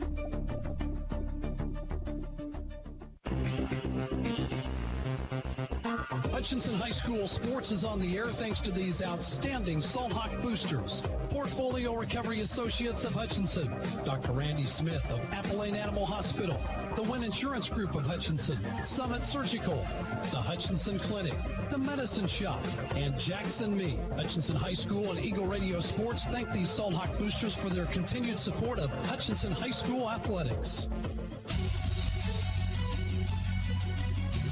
Hi, everybody, and welcome back to Valley Center. 14-3 at halftime. Hutchinson on top of Valley Center. Valley Center took the first blood. By the way, this is the Medicine Shop in-game capsule brought to you by the Medicine Shop at 14th and Main, the Little White Castle, that has CBD oil for you, CBD oil for your pets, a little bit of everything. Great over-the-counter products, and just around the corner they'll be having flu shots as well. We'll let you know more about that when they get them in, but they bring you the Medicine Shop in-game capsule. Valley Center took first blood on the scoreboard as they marched down the field with 3:31 to go, a 24-yard field goal by Hunter Sharp to put the Hornets up 3-0. Salthawks drove it down, but then turned the ball over. Looked like Valley Center was going to go up 2 scores, but Hutchinson defense held, and then Hutchinson took over. Again, Thompson with an 18-yard run with 6:56 to go in the first quarter of play made it 7-3. Hutchinson on top, and then with just 27 seconds remaining to go in quarter number 2, it was McEwen with a 6-yard run to make it 13-3. The Boo kick a point after was 14-3, and that's all the scoring we had. Coach Snack, pretty interesting first half of play. What do you have stat-wise? Well, Miles Thompson with 60 yards on 6 carries with that 18-yard touchdown run. He's been looking absolutely fantastic. McEwen's been running hard. He has 41 yards. Hutchinson amassed 154 yards of total offense on 30 plays in that first half. Now, what's impressive about that is Hutchinson only had the ball for 1 minute 50 seconds in the entire first quarter. That's pretty amazing. So yeah, that was a long drive all the way down to the 3:31 mark. Took it away right there, so you're exactly right. So as it ended up, Hutchinson ran 30 plays in the first half compared to only 25 by Valley Center. Hutchinson picks up 154 yards total offense. Valley Center 89 yards, and Hutchinson leads it 14-3. Jack Hoover picked up 4 tackles in that first half. Stephon Hunter also with 4 tackles. Hutchinson's defense, they toughened up when Valley Center got down there in the red zone. No doubt about that. We're going to take a quick 2-minute timeout, come back and talk to the athletic director at Hutchinson High School, Kevin Armstrong. We'll chat about what a crazy summer he has had. Hutch leading at 14-3 right here. We'll be back right after this 2-minute timeout. Need to send someone money? Pay a babysitter? Split the bill? Use First Pay. It is the person-to-person payment option located right inside your online banking app. There is no need to download an additional application. It is simple, safe, and secure. We're first for you. Visit fnbhutch.bank to learn more, or click on your First National Bank app to get started. You can also stop into a location nearest you, and we're happy to help. First National Bank of Hutchinson, member FDIC, equal housing lender. It's football season, when the weather is warm one day and cold the next. Stay ahead of cold and flu season by drinking plenty of liquids, getting enough rest, and keeping your hands sanitized. Come see the friendly folks at Ashcraft Pharmacy, your locally owned Health Mart pharmacy, for over-the-counter medications to help alleviate symptoms. And if you need a prescription, we offer free mail-out, free delivery, or call ahead for our handy curbside service. Go Salthawks! From Ashcraft Pharmacy in the Hart Shopping Center, South Hutchinson, and Health Mart, caring for you and about you. Forward, always moving, never stagnant. Together, nothing great is ever accomplished without it. At Fee Insurance Group, we've been working side by side with our clients for more than a century. Together with individuals, organizations, and communities, we look ahead to protect the people, places, and things they love. We're Fee Insurance Group. Forward, together. Hi Kansas, Jess here at Pools Plus, and we are super bummed we won't see you at the fair this year, but we are excited that our inventory is stocked and ready for the big sale. You heard it, the No Fair Fair Sale is going on now at Pools Plus. All spas and outdoor furniture are marked down to an all-time low. All in-stock solar covers are 15% off. Get them while they last. Be sure to call the professionals at Pools Plus and schedule your pool closing before the calendar is full. The No Fair Fair Sale going on at Pools Plus, 21 East 1st in downtown Hutchinson.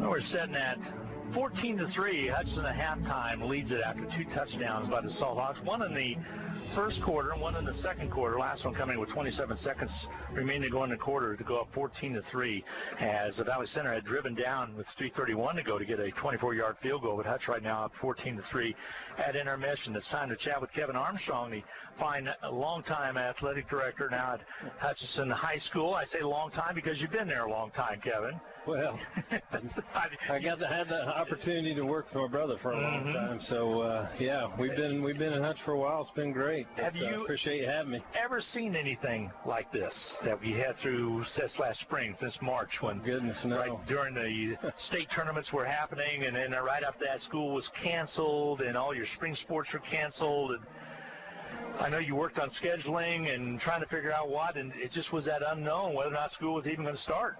Right. But, the good thing is we had our schedules in place a year ago. We knew that there was going to be some changes in some things, and we were just going to have to take it day by day and sometimes even hour by hour this summer. So,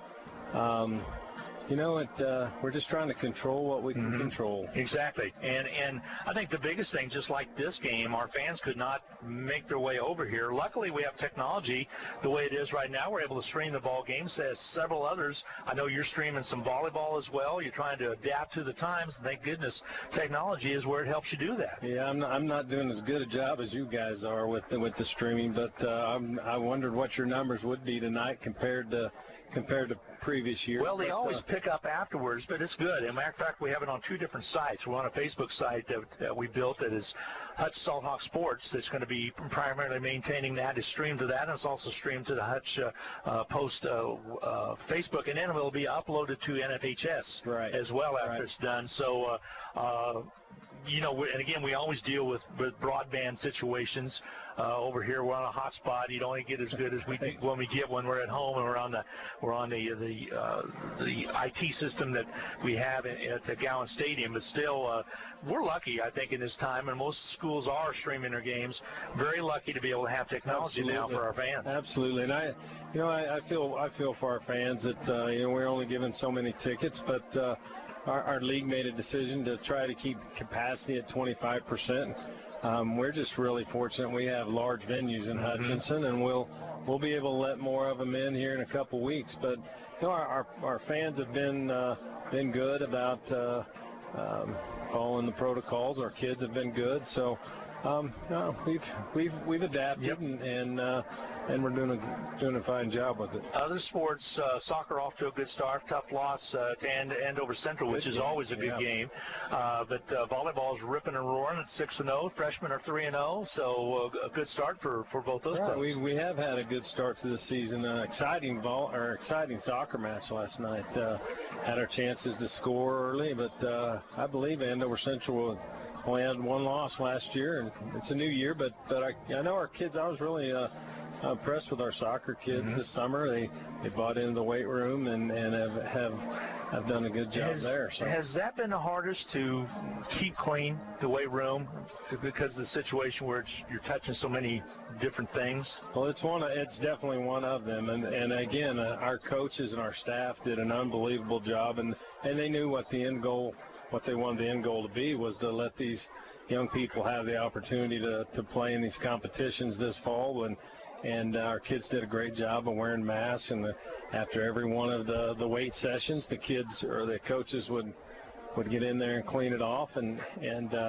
So, again, they wanted to play this fall. The kids did a good job of following the protocols. And, our maintenance staff and those people, our support services under Randy Norwood's direction, did a great job of pivoting and making those things available for our coaches and hand sanitizers and you name it. Of course, the neck gaiters being used, and that makes it easy for the kids on the sidelines. They're a little warm and cumbersome, but you can pop them up real quick and get them down if you need to chat. And you do what you need to do and more than anything, I think the team needs to stay kind of in their own bubble, so to speak, to some extent. You know what I'm talking about? Not to interact with ones that are good. All of a sudden they're having to do some tracing if there's a breakout. I know you guys have protocols set up in case something does happen, but we'll do as best we can. We travel to Garden City next week. They'll be able to accommodate more fans because of the vastness of their facility. Right. I've talked to Drew Tone out at Garden City, and he was kind of wondering what our numbers would be. They're at 50% as opposed to our league at 25%. And on the visiting side, that would be 300 people. So, it's a long trip. We hope to get people out there, but again, we'll be there. Yeah, our stream will be up. Exactly. Exactly. What about other sports that are going on? Other than we talked about soccer and we talked about volleyball. What else is going on? Cross country's off and running. I had the opportunity to go watch cross country this morning. They ran at in between Andover and Augusta at a course Wichita State sets up. So there was their first time out. Golf has been out a couple times. Tennis has been out a couple times. So. We're rolling. We plan on things to. Rob Dreher and I do a talk show on Thursday nights, which we catch up with coaches. We'll be catching up with all those folks to talk about their sports and their respective we appreciate kids that. And get that up and running as well. So also a situation to where just with the shutting down of some of the like the Wichita schools, they're not allowing any fans to be able to participate there. That was kind of scary for a lot of teams in the WAC that had them scheduled. Luckily, this year we did not have any Wichita City League scheduled. Yeah, we've worked in conjunction with the City League, the GWAL, and the WAC, and we've all tried to fill each other's schedules. Unfortunately, that some had more games with them than others. Dodge City's schedule went from 8 to 4 in a matter of hours a few weeks back, and again, there were lots of people looking for games, so they've been able to be accommodated and fill their schedules. But interesting times. Yeah, interesting times. Somebody was asking me, will we at home have the band? My understanding, they'll just be the national anthem and it's not going to be a full-fledged show at halftime. The band is what we've settled on at this point is the band is going to come in at halftime and do a little bit of a modified show. They won't be there to do the pregame just because they would have to get in the stands because of social distancing. And I know they've done some nice things over here. It's good to see what other people are doing. So we may be able to do some different things with the band, but we definitely want to give those kids the opportunity, just like the cheer, and then the dance, and all of them have been practicing hard this summer, so we want to get them out there and showcase them. I'm just glad we got some games going on. We'll see what takes place. I know there were some across the state of Kansas that were canceled tonight for unexplained reasons, so we'll find that out as we go. But this game's up and going, and a good start already, 14-3 at halftime. Yeah, we got off to a slow start, but we kind of found our footing there, and defense has played a good half and starting to roll a little bit on offense. One last thing, Monday, JV and freshmen play at 4 o'clock at Gowan Stadium. JV and freshmen first thing at 4 o'clock with the JV to follow, and again, our venue is big enough that We don't think we'll be at 25%. We'd like to have a lot of people come out. Come and spread out. But just get there, and love to have you in your masks and spread out and cheer on the Salthawks. Thanks, Gavin. Appreciate it very much. Always appreciate you guys. We appreciate the love, guys. We appreciate it very much. We're going to take a 1-minute timeout and come back and set the stage for this second half of play. Hutch leading 14-3. We'll be back in 1 minute. Hutchinson High School sports is on the air thanks to these outstanding Salthawk boosters. Portfolio Recovery Associates of Hutchinson, Dr. Randy Smith of Appalachian Animal Hospital, the Wynn Insurance Group of Hutchinson, Summit Surgical, the Hutchinson Clinic, the Medicine Shop, and Jackson Meat. Hutchinson High School and Eagle Radio Sports thank these Salthawk boosters for their continued support of Hutchinson High School athletics. Hutchinson Community College and Blue Dragon Athletics are proud to support the Hutchinson Salthawks. Whether you're working towards your degree or are a busy working individual with limited time to attend class, Hutch CC has what you're looking for. And for those still in high school, Hutchinson Community College's Step Ahead program provides a head start on a quality education, and it may not cost the student anything. Visit hutchcc.edu or call 888-GO-HUTCH for more details. And good luck this season to the Salthawks.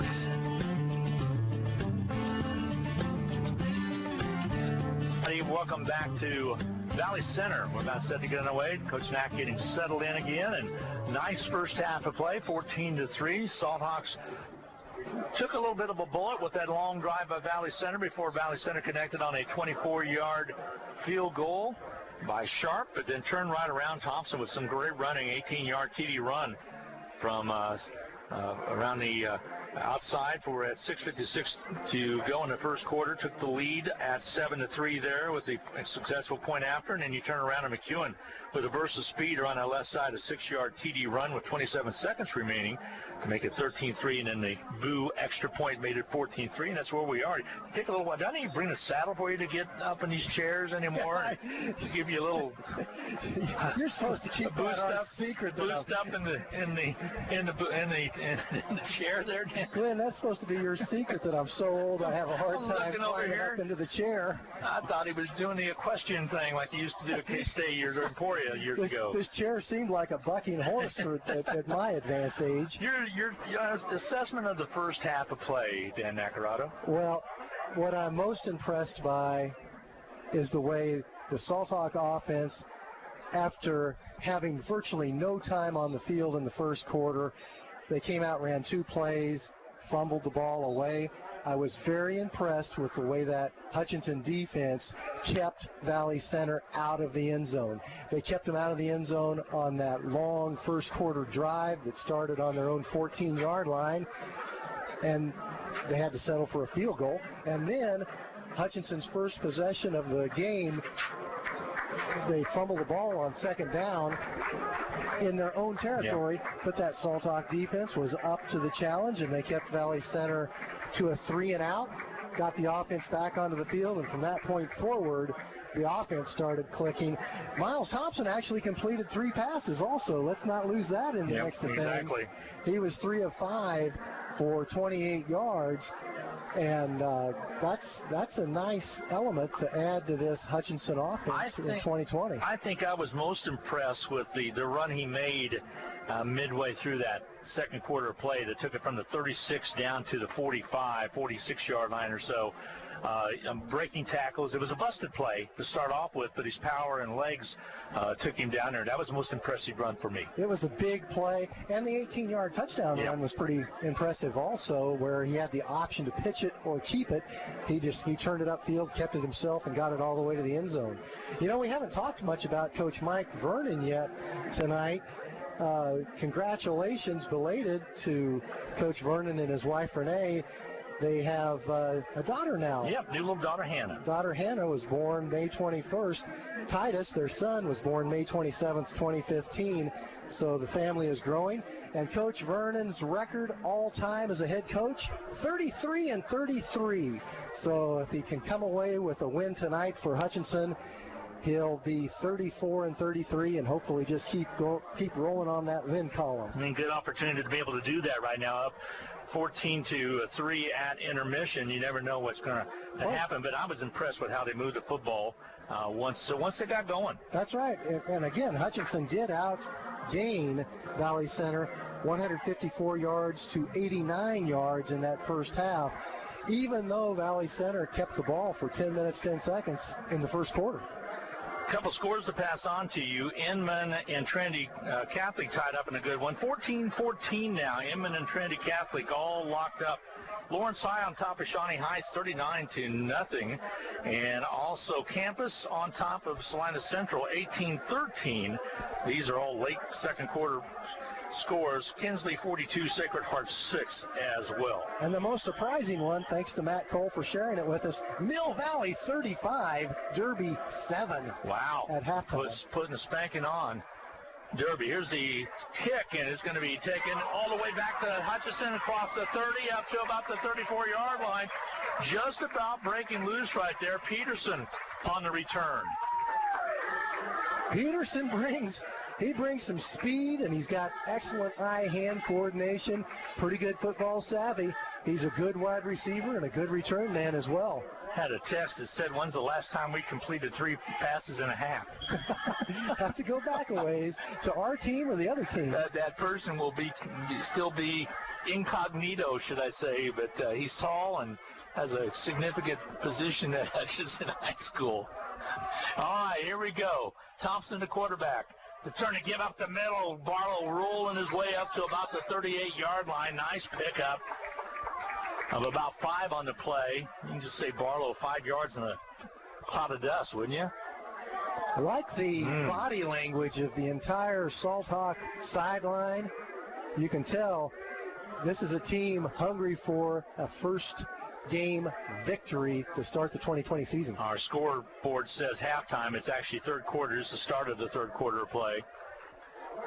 Right now with a split out on wide, the split Peterson and also Kokar out on the outside. It gives straightaway running. Pick up of maybe a yard and a half on the play. That is all. It was Barlow on the carry. Give Valley Center defense some credit there. They did a good job of stopping the option that time. Weston Jennings made the tackle at the line of scrimmage. So 3rd down and 4. 3rd and 4 right here for Hutchinson. Thompson brings him up the line of scrimmage, looks at his wristband, sends a man in motion. First man through, gets it, and I don't think he's going to get it. It's going to be short. Brings up 4th down and very short. Hutchinson converted 2 4th down tries in that second quarter en route to their first touchdown.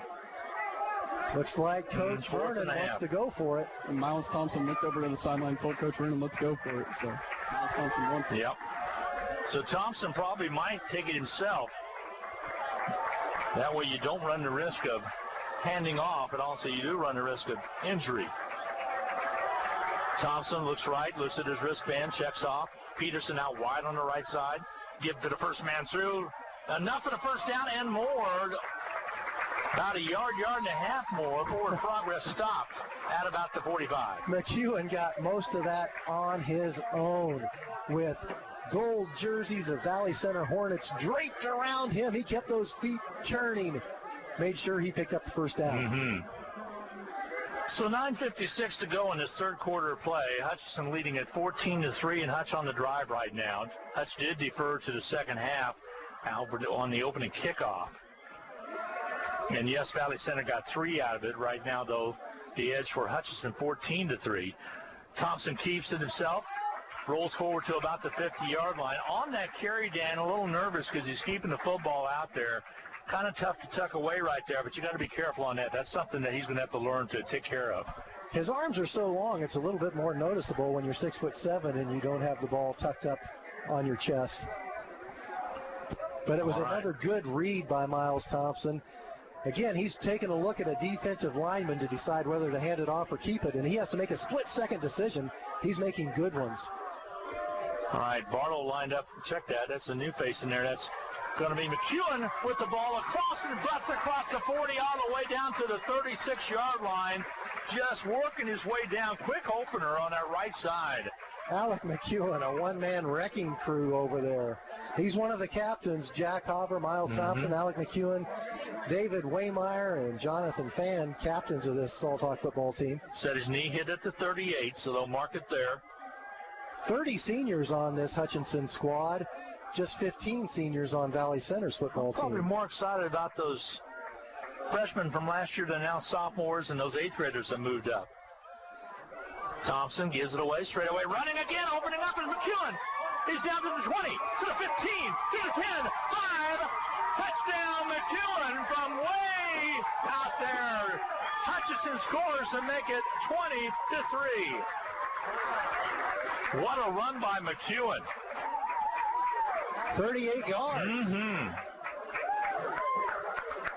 Poetic justice, because Alec McEwen picked up that 4th down conversion pretty much on an individual effort.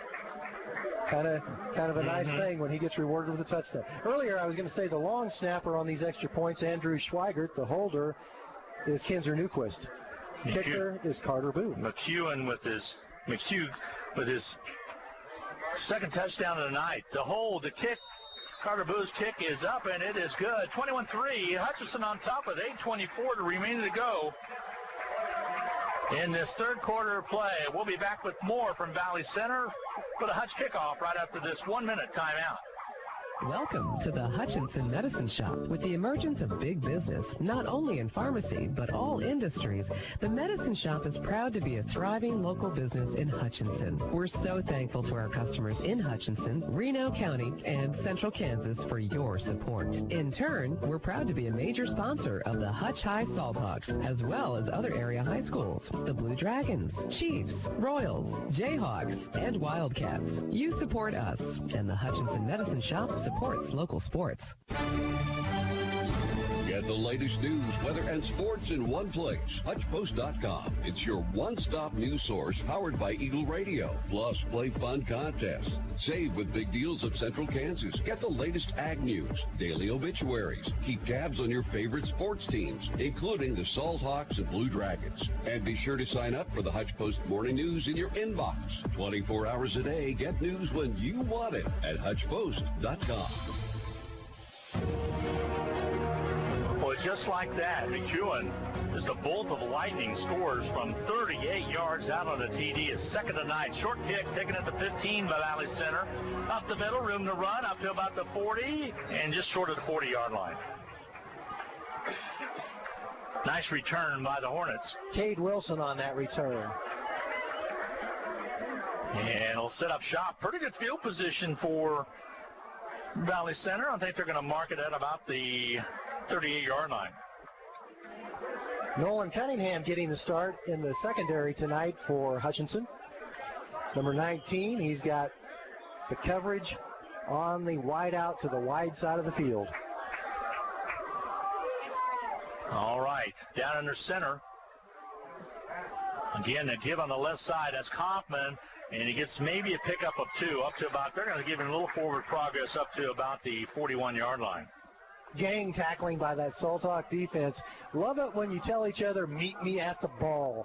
No matter what your initial job is on the defense, once you see where the ball is going and you're sure that there's not going to be a reverse or anything like that, everybody rallies to the football. Brings up a 2nd down to 6 situation for Valley Center.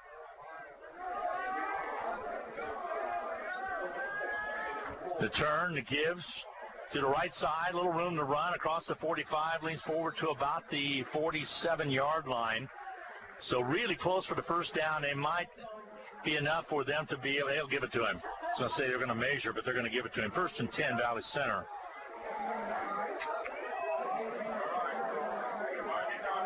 All right. So a nice run right there by Valley Center with 7:19 to go in this third quarter play for a first down.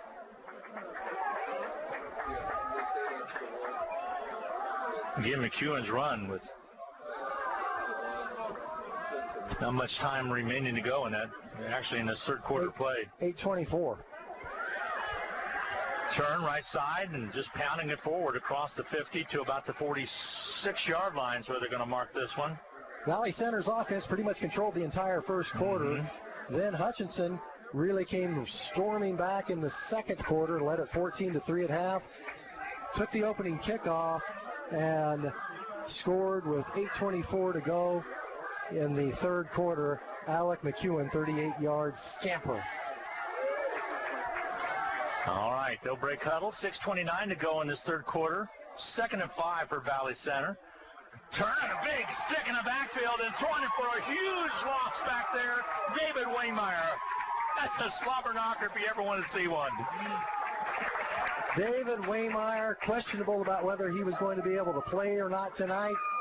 The Hutchinson Salthawks are certainly glad he was able to go because he's making a difference.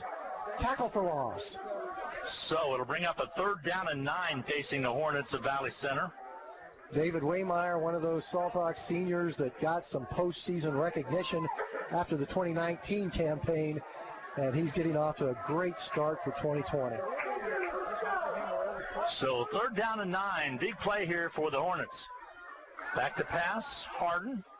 On the left side, could not be caught over there. Intended receiver was Phillips. Gabe Phillips couldn't handle it. Incomplete pass. 4th and 9 now. Good Hutchinson coverage. They went to that nickel defense with an extra defensive back and one fewer defensive lineman. And that was what the doctor ordered to lead to a 4th and 9. And hopefully Hutchinson will take over the possession after this punt. Back to punt is Valley Center. Peterson on our near side. Here comes the cow. They're going to throw for it. And it is caught, but short of the first down by a yard. Just didn't quite get enough yardage for the first down. It was a well-designed fake punt on the pass. Phillips caught it, but he was out of bounds, 1 yard short. So it'll be a 1st and 10 now for Hutchinson. Wow, that's crazy right there. Just barely came up short. So 1st and 10 for the Salthawks now. Let's see what they can get going again. This drive starts on the Hutchinson 43-yard line. Down under center, Thompson gets a man in motion. Gives first man through, and is that McEwen again, or is that Barlow? What's dangerous situation? No gain on the play because everybody's going for that ball, and you're sitting there trying to get some opening, get going. Certainly a lot of congestion in the middle of the line there. And once Barlow was stood up, several Valley Center players tried to strip him of the football, but he held on to it. All right, 2nd down and 10, no gain on the play. A split wideouts on the right and left. Man in motion. Thompson wants to throw it. Rushed after him, and he's going to be thrown for a huge loss all the way back to the 34. Miles Thompson was tempted to try to throw that ball somewhere while he was in the grasp. He wisely took the sack rather than risking throwing an interception. Yep, and I'll praise him on that situation other than just throwing it away out of bounds. It was a strange play where all the offense went to the right, and then Miles Thompson tried to reverse field to throw it back to the left. His intended receiver was well covered. He had nowhere to go with the ball. Down under center is Thompson. Takes the pitch on the outside, steps up, wants to throw it, does throw it. In and out of 3 Valley Center hands, and I mean it. 2 people touched it, 1 more just about got to it. And we have a player shake it up in midfield, by the way, for Valley Center. But that brings up an incomplete 4th down and 20 punting situation for Hutchinson. 2 pass attempts by Hutchinson. The first one winds up in a sack for, what was that, about a 12-yard loss? About a 10-yard loss. 4th down, it was 3rd and yeah, I think you're right. It was a 12-yard loss, but we picked up a couple. And then the 3rd down pass play, pressure again on Miles Thompson, and he had to just throw it away. Let's go downstairs and talk with Joe Blake, who's Joe Blake's comments on the sideline brought to you by, again, Jackson Meat at 13 West 6th Street in Hutchinson, 662-4465. They're open till 1 o'clock tomorrow. And also Papa John's Pizza at 17th and Plum. Joe, you see how the young man was hurt. He tried to go for the ball and kind of got in an awkward position, it looks for me. Yeah, Caleb Peach, number 28 for the Hornets, was trying to make a play on the ball and kind of came down weird on that right leg, and he's kind of getting he kind of was doing there. the splits down there, and where you shouldn't be able to do the splits. So he pops up, though. Looks like he's going to be okay. So this will bring up with 3:58 to go in the third quarter. Hutchinson will have to punt the football away for the first time tonight. Now, in the blue-gold scrimmage last Friday night, a couple of different players were handling the punting duty. Let's see if it looks like it's going to be Alejandro Martinez will be the punter. Carter Boo and Alejandro Martinez, both very capable kickers and punters. All right, here we get set. And it will be Martinez. Gets it away. High punt is taken at the 40. Missed, played, and down at the 40. He got back on top of it. He was in no man's land as the ball came off of the receiver out there, and I think it was number 80, Hunter Stacy. Yes. Mm-hmm. Kendra Newquist was downfield in a hurry for the coverage. Almost came up with a loose ball. Got it all over Buell right now, 21-7 in the third quarter of play.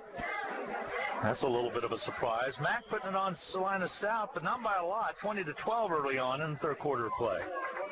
Well, that game could still go either way. All right, getting set here. Hutchinson sets up defensively against Caleb Harden, who came out looking really good in that first drive.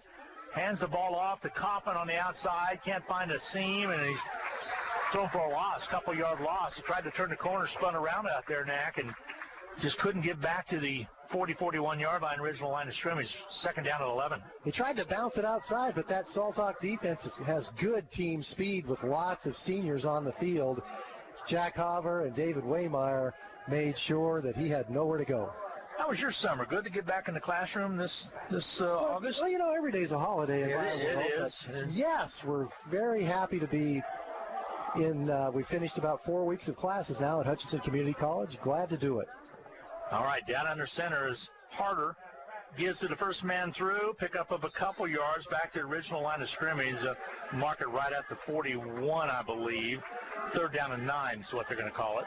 Have we mentioned tonight that Hutchinson High School is 5A this year? No, we have not. We failed to mention that. We slipped down to 5A.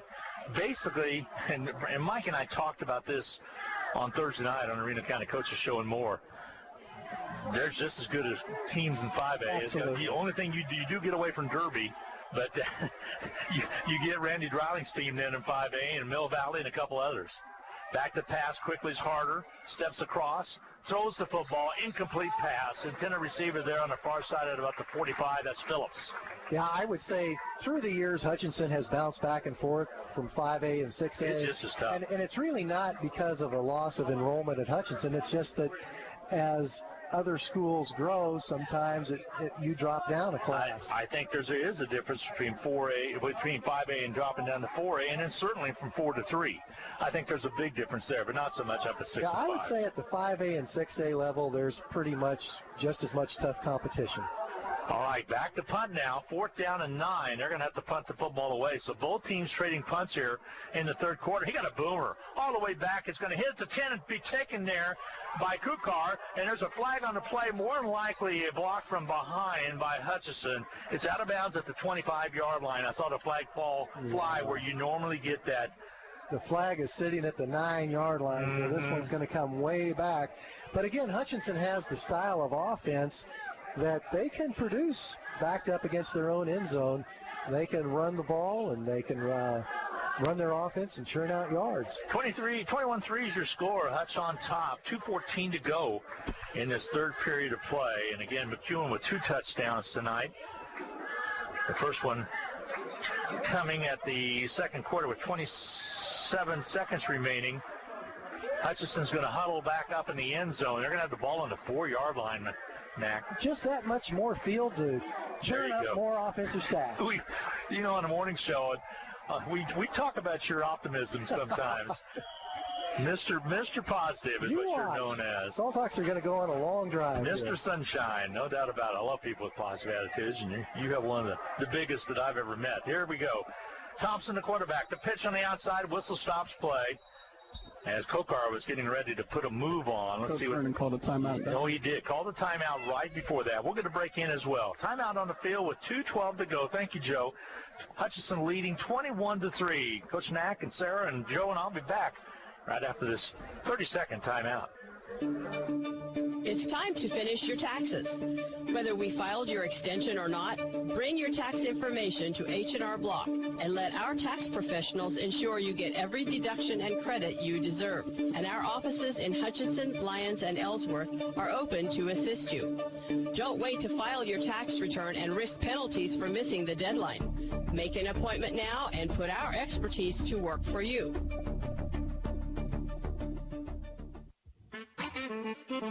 He's starting to get to a couple of players for Hutchinson down there. I see Kokar was getting stretched out, cramping up a little bit. So, again, it is comfortable right now, very comfortable right now. But earlier on, it was about 88 with a 93% feel-like situation. It's 84, feels like 87 right now. The low is going to be 69 tonight. Tuesday's when that front's going to come through and really change things. Every season in September, some players do cramp up from the heat. Just one of those natural things that happens every year. You listen to Salthawk football on 1450 AM and 98.5 FM, where Hutchinson comes to talk. The pitch on the outside, trying to turn the corners, but Kokar spins away down to the 10. Nice job at getting some positive yardage all the way out to the 10-yard line. Picked up about a 7. Coach Knack did a nice job out there. Now he's going to come limping off the field. Yeah, I was a little surprised after he was experiencing some leg cramps that Hutchinson decided to go to him on that play anyway. He checks out. They're going to stretch him out again, and Barlow is also out of there. Into the lineup now for Hutchinson comes number 9. That's going to be Malika Miller. So now we get set. Thompson, the quarterback. Glenn Grunwald. Dan Nacarado, Sarah Peters on the video. The quick opener up the middle. I think it's enough for the first down. It will be up to the 15-yard line. Quick opener. And Hutchinson will move the chains. Flag back there at the 10-yard line that came in late. Did not see that. So I stand corrected. And Hutchinson acts like it's going to be against them. So we'll see where they mark it off to. Joe Blake also on the sidelines, courtesy of Jackson Meat, as well as Papa John's Pizza. Joe, how's things going at Ark City down at Cali College? Cali College is doing all right. Doing all right? They're going to mark it off against Hutchinson down to the 5-yard line. So now that means Hutchinson can rack up 99 yards of total offense on this drive, because they started on the 4-yard line and now they're back to the 5-yard line. I think they could actually rack up over 100 yards. Well, right now with 1:19 to go, they need to get something going here on 2nd down and 10. Third quarter. Thompson, the quarterback, oversees the defense. Now he gets set. Still has it. The pitch on the outside is going to turn the corner, and he might get it done all the way out to the 10. Dives forward. It's going to be short of the 10-yard line. A minute to go and the clock moving away. This will bring up a somewhat better short yardage situation. 3rd down, we'll call it 5. I doubt that Hutchinson would be willing to go for it on 4th down, pinned down there this deep in their own territory, so they really need to pick up the first down on this 3rd down play. Got to get to the 14 for the first down. 38 seconds remaining to go in the quarter. Hutch leading it 21-3.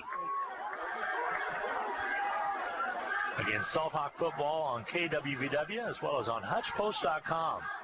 Pitch on the outside, trying to turn the corners. McEwen. No, check this. Kokar gets a little bit of an edge, and boy, he's really close out there as he dove for it. It's going to be close. And let's see what they're going to decide. Bet you Joe's all over this one. Joe, what do you think? It looks like they're going to mark him short. I thought he got further than the ref currently has him marked, but well, you're biased, Joe. You're biased. I am biased, but Kokar made a diving attempt to get to the sticks, and Didn't give him the dive. Yeah, he's a yard short. Yard short here brings up 4th down and 1. What do you do in this situation? If you have faith in your offense, you run it. Right now, 20 seconds left to go before the end of the quarter. Well, when you're up 21-3, typically you're not willing to gamble, but it's worked every time so far. Oh, movement. That's going to make a decision for him, as there was movement in that backfield, and McEwen moved a little bit. He's looking at that wristband. He thought the play was different than it was, and sometimes you have a quick count. So now Hutchinson will probably have to punt. I think so. So there goes my prediction of a 100-yard offense on one drive. Mays 7, Andover nothing going into the 4th quarter of play. So low-scoring play. The score right now between Mays and Andover. Mays won 10 games last year, I believe. Seaman all over Washburn Rural, 35-0. They'll break huddle right now. 20 seconds remaining to go in this 3rd quarter of play. Hutchinson leading here, 21-3. Hutchinson with 3 unanswered touchdowns. Valley Center, I was going to say, they don't have anybody very deep.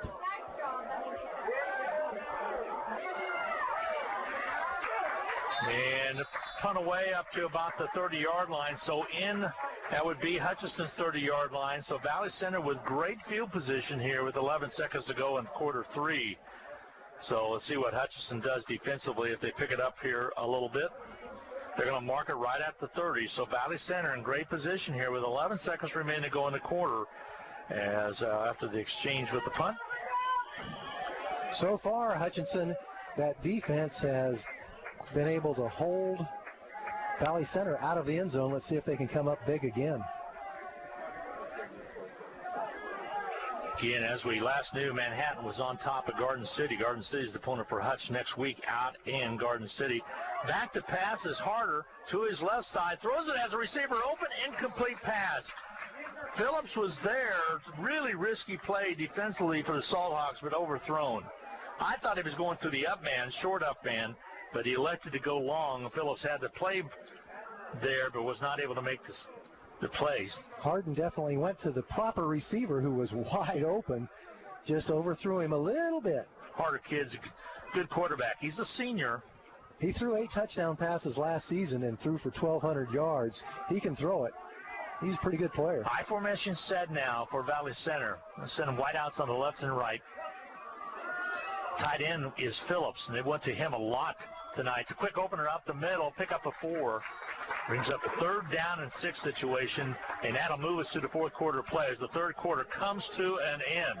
We'll take a break, a 1-minute break. We'll be back with 4th quarter action coming your way from Valley Center. Hutch leads at 21-3. We'll be right back. Hutchinson High School sports is on the air thanks to these outstanding Salthawk boosters. Portfolio Recovery Associates of Hutchinson, Dr. Randy Smith of Appalachian Animal Hospital, the Wynn Insurance Group of Hutchinson, Summit Surgical, the Hutchinson Clinic, the Medicine Shop, and Jackson Me. Hutchinson High School and Eagle Radio Sports thank these Salthawk boosters for their continued support of Hutchinson High School athletics. Need to send someone money? Pay a babysitter? Split the bill? Use First Pay. It is the person-to-person payment option located right inside your online banking app. There is no need to download an additional application. It is simple, safe, and secure. We're first for you. Visit fnbhutch.bank to learn more, or click on your First National Bank app to get started. You can also stop into a location nearest you, and we're happy to help. First National Bank of Hutchinson, member FDIC, equal housing lender. I mentioned Stuart Haddon is back at BW Studios. He's chief engineer tonight. He's back as well. Also, Brandon Garcia will be joining us this year. Just passed on a Belle Plaine wins over Wichita Independent 49-0 due to too many injuries to the Independent team. So that's kind of an interesting stoppage of play there. Here's Harder. Wants to throw it. Has a man open. Incomplete pass. And just out through him. Harden rolled out to his right and planted and threw, just overthrew his man slightly. And that was Phillips again, the intended receiver. They're going to him a bunch. I would talk to you about 3rd quarter stats, but we're running out of ink, are we? Huh? Yeah. Can't quite make out the numbers. All right. Hopefully they'll be a little bit better. I can tell you that David Waymeyer has 7 tackles. That's awesome. He put a licking on a little while ago. All right, here we go. 4th down and 7 at the 27 of Hutchinson for Valley Center. Back to pass is harder. Across the middle, knocked away, maybe picked off. Incomplete pass for sure. They'll take over on downs. Nice job defensively over there by Hutchinson. How about that Salthawk defense turning the Hornets away again, even though they started that possession on the Hutchinson 30-yard line. Only picked up 3 yards. All right, this will set up with 11:50 to go in this fourth quarter play. Hutchinson football leading at 21-3. Let's see if Hutch goes conservative here or keeps the pedal to the metal and opens it up a little bit. They'll split out Peterson to the right side. Kukar will be out on the left side, split out. Barlow the up back on the slot. Pitch backwards. McEwen's going to go down on it and cover up. All the way back just short of the 20-yard line. 3rd fumble. Only have lost one of those fumbles, though. They've been able to cover their own. They'll mark that all the way back to the 15 or 16-yard line. Wow. Yeah, that does create about an 11-yard loss. Even a couple of mistakes like that. One was early on. But, you know, I've said this every year. When you run the option, you are going to occasionally put the ball on the turf. Here we get set. The pitch on the outside. Trying to turn the corner is Hudson all the way back up to the 20-yard line. Nifty run right there. Coming around on the carry for Hutchinson was Zach Hogan. So Hogan showing some speed.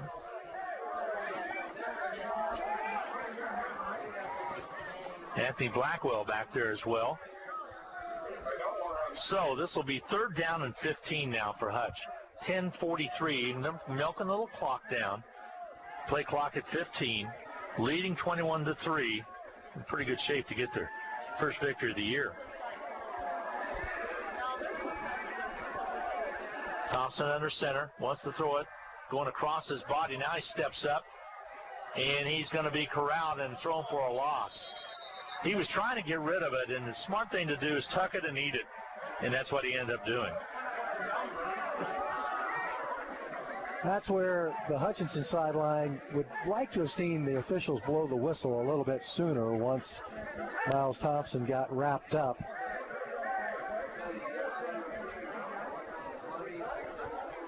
Definite punting situation. 4th and 20 with the ball on the Hutchinson 17-yard line. Hutchinson leads at 21-3. Yep. 9 minutes, 45 seconds to play in the fourth quarter. They'll split wideouts on the left and right. They'll punt it away. Actually, they come in tight because they're in punt formation. Valley Center, couple. Oh, boy. It would have been a good punt. It would have been a great punt, and they had blown the whistle. For the delay game. Yep. I had an eye on it. That questionable call. Questionable. Delay of game will back it up. Hutch will have to punt it. That was rolling toward the other end zone. So Hutchinson's going to have to set it up now and get set to punt again. Yeah, that would have been about a 60-yard punt the way it bounced after it landed. But they'll get another chance at it. So back in punt formation. It goes through his hands all the way down to the back. And he kicks it out the back of the end zone, which will be a safety. Use his soccer skills right there to get to it and knock it out on a bad snap. So all of a sudden it's 21-5, and Hutchinson will have to kick the football away from the 20. So bad enough on the delay of game call that Joe caught down there. Then he had that one slip away. Very rare to see a high school football team have 5 points. Yep, 21-5 is the score right now. So now let's see if Hutchinson elects to kick it off the tee or punt it. They have their choice. Keep it here as they're deciding what to do as we speak right now. The kid holding the tee still has the tee in his hand, so it looks like they're going to punt. I would. That's what I would do. I would punt it away. And it's a free kick. A lot of that depends on your personnel and what you feel like they have a better shot of doing. Back in the days when you had a guy like Ray Guy, you were definitely going to punt it after a safety. So, Hutchinson still talking things over. Valley Center set to defend and also gets set to return. Most teams choose to punt it because you can put a little bit more air under the ball and get better coverage.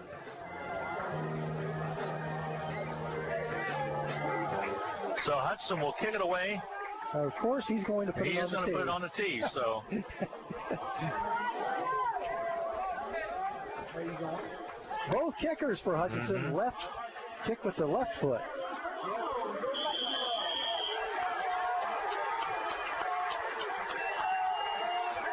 Here comes the kick, and he toes it. Gets a good one. Going to be taken at the 28-yard line. Straight up the middle of the field. Little room across the 50, but not much more after that. Pick up to about the 48. 9:24 to play in the fourth quarter. Hutchinson leads at 21-5. Now, the significance of that margin, that's a 16-point margin, so Valley Center is within 2 scores if they can make the 2-point conversions. All right, Hutchinson gets set defensively now. Defense is out there for quite some time.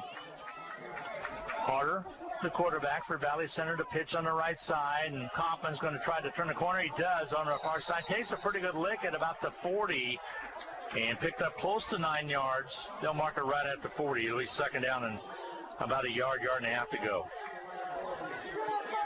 Once again, Valley Center with the ball in Hutchinson territory, but that Hutchinson defense has not allowed a touchdown. That is true. Let's see what happens here. A lot of safety in a field goal.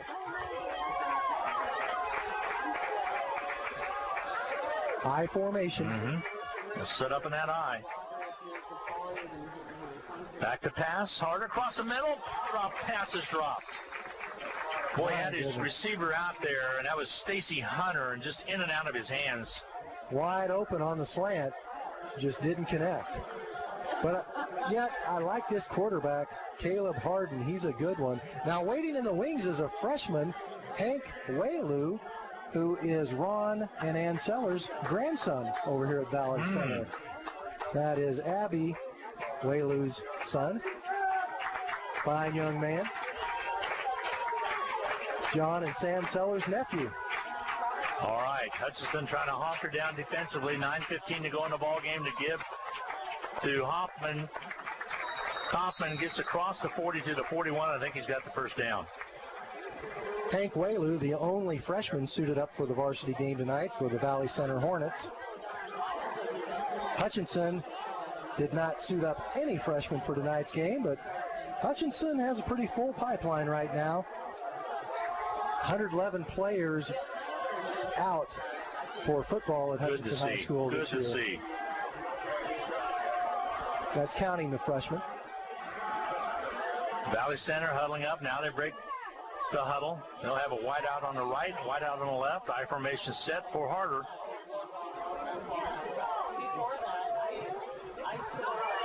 Wants to run, and now he wants to throw it. Throws it across, has a receiver. Looks like it's Phillips out of bounds at about the 20. First and 10. And a flag on the play. That flag went as high as fireworks on Independence Day. The official threw it so high into the air. So it looks like a first down plus maybe some more as a catch made by Phillips over there. And he's been their main intended receiver. Well, and I would look for him too. At 6'3", almost 200 pounds, and some speed. He's an outstanding player. 8:39 to go in the contest. 21-5. Hutchinson leads. The Valley Center on the drive right now. They're going to mark this ball way down inside of Salthawk territory. Right at the 10-yard line. So first and goal from the 9, actually, is what they say. First and goal from the 9. tacked on half the distance to the goal with the late hit. And the official comes over to talk with Coach Vernon. And the young man exited the ball game, and now somebody's going to come in to the ball game. It's Griffin Cook. 6'3". One of the taller Salthawks, if the program is correct. So Cook at one of the corners now. Actually, linebacker slot. There's a drive and a dive close to the goal line, down about to the 1-yard line is Kaufman. And right now, Valley Center sniffing pay dirt. They're a yard out.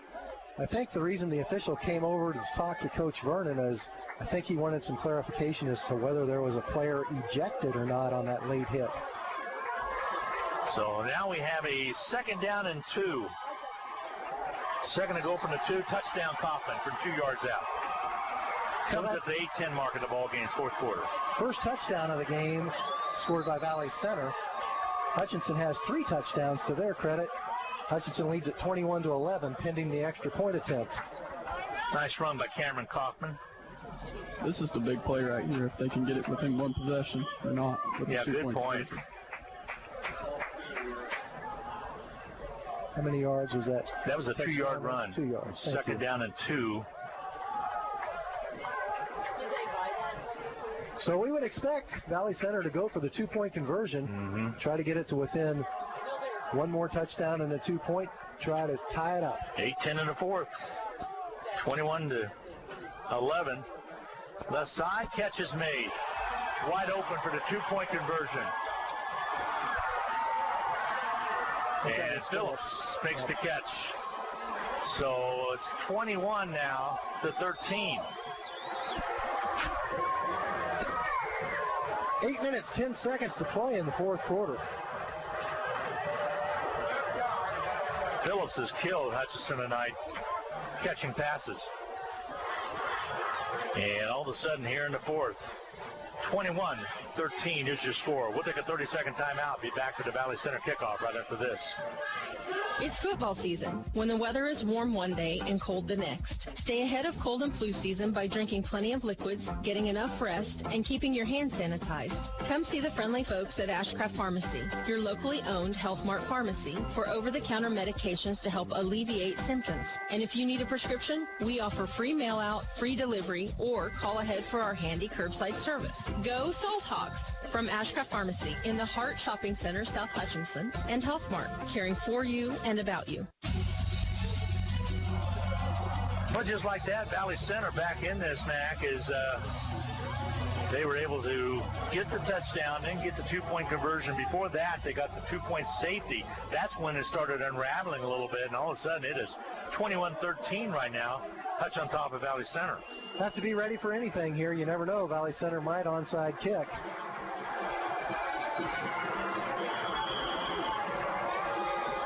So Valley Center gets set to kick off, and here it comes. Taken by the up man and lays on it at the 30, it's the 27-yard line. Hutchinson will have the ball right there. That was Kokar that came up with the football. And Hutchinson needs a long drive, take some time off the clock, try to put this one away. If Hutchinson could go on a long drive here and put it in the end zone, that would go a long ways towards securing this victory.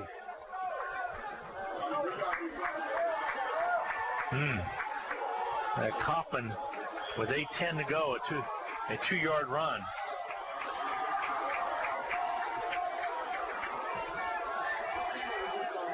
They'll split wide outs. They'll send a man in motion.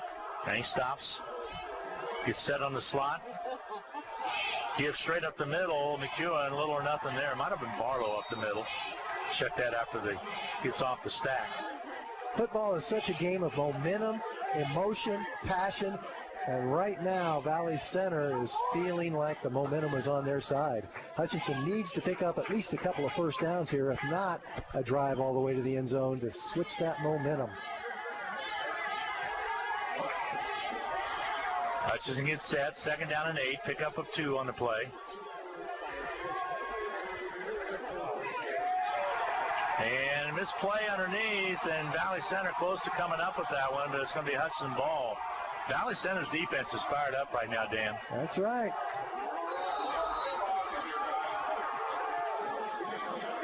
This is where good time for a timeout by Hutchinson. Go to the play that you feel most confident in. And it looks like Hutchinson did take a timeout. They did take a timeout. We're going to take a 30-second break. 7:20 to go in this fourth quarter play. Hutch 21-13 on top of Valley Center with 3rd and 9 facing the Salthawks. We'll be back in a half minute. Forward, always moving, never stagnant. Together, nothing great is ever accomplished without it. At Fee Insurance Group, we've been working side by side with our clients for more than a century. Together with individuals, organizations, and communities, we look ahead to protect the people, places, and things they love. We're Fee Insurance Group. Forward, together.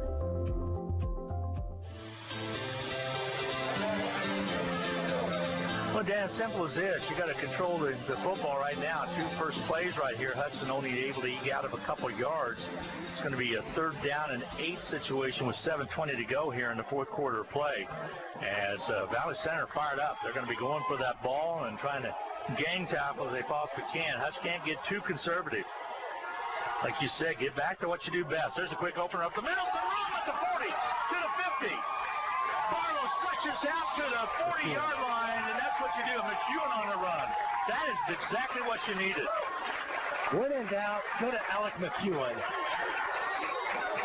Nice run out there by McEwen as he broke loose at the 45 and stretched. I thought it was Barlow for a second. It was McEwen. Moves the sticks, and Hudson gets a new set of downs. That's a 30-yard gain. Big time, 3rd down and long, 30-yard pickup. 7:03 to go in this fourth quarter of play. Alec McEwen with 2 TDs on the night and a quick opener right there. Kokar on the left side, slants inside, stumbles across the 40, gets to about the 38-yard line. Want to send a shout out to Hutchinson Salthawk volleyball, off to a good start. You bet. 6-0 in the early season. Had senior night the other night. Freshmen doing well as well. They were 3-0. Joe, that was a nice run by McEwen. You see him broke quickly at about the 45 and just put on the burners. Yeah, like Coach Nack said, just give it to Alec McEwen and he can make good things happen for you. Here's the pitch to Kokar. Loose football picked up by Thompson. Loss on the play, but Lee's possession is held by Hutchinson. That was close. That's the 4th fumble. Fortunately for the Salthawks, they have secured possession 3 of those 4 times. Loss of 4 on the play. Waddle back into the lineup. That one wasn't even close to getting to Kokar, and the ball bounced just perfectly right up into Thompson's hands, and he was thrown for loss. So here we go. Ball at the 45. 3rd down and 13. Facing another big 3rd down play, and let's see if there's timeout taken or not. I believe there. Well, it might be a penalty. Might be an equipment issue. I think you maybe saw a chin strap or something hanging. Is it Thompson? And he comes to the sideline. He had to come out once for a bloodied knee, and it looks like he's going to might be worth once they start the play clock, let it run down, and then take a timeout. They're happened to attend to Thompson on the neck. I believe I would go ahead and let them start the play clock, let it run down to a few seconds, and then take a timeout so you can keep Miles Thompson in the game. Might be wise to do. Peterson comes in. Thompson, he looks to be okay now, and they'll wait. Play clock at 17. Let's see if Hutchinson takes a timeout when it gets down to 4 or 5 seconds on the play clock. Kokar, the quarterback, sends a man in motion. Wants to throw the football. Has it stripped away from him. Loose football down. Valley Center says they have it. Let's see what the call's going to be. And it will be, well, let's see. Valley Center says they've got it. Ball was stripped away from Kokar. And it will be Hutchinson's football.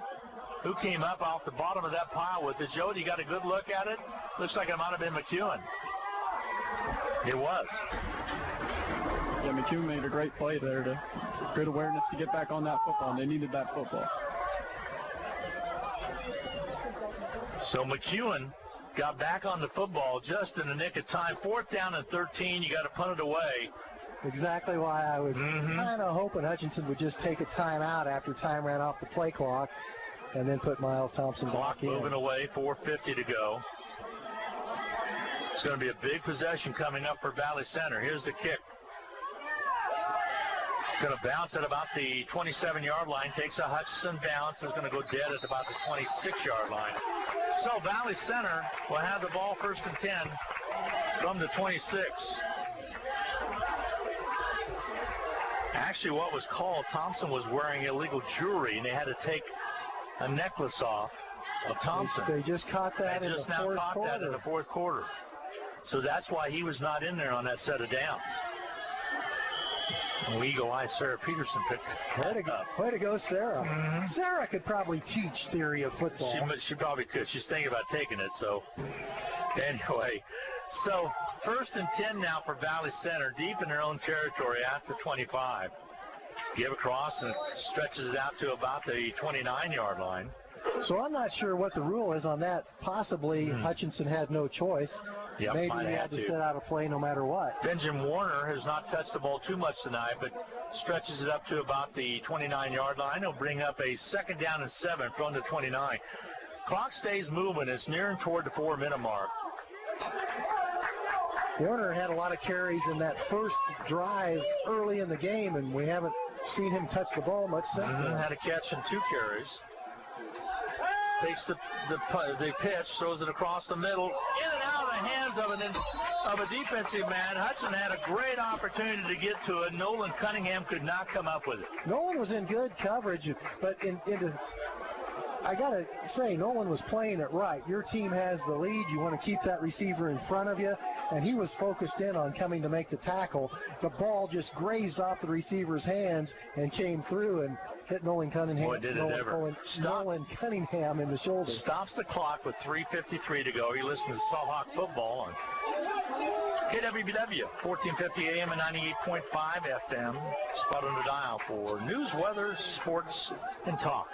Back to pass. Harder steps into the pocket. Ball from behind, and down he goes.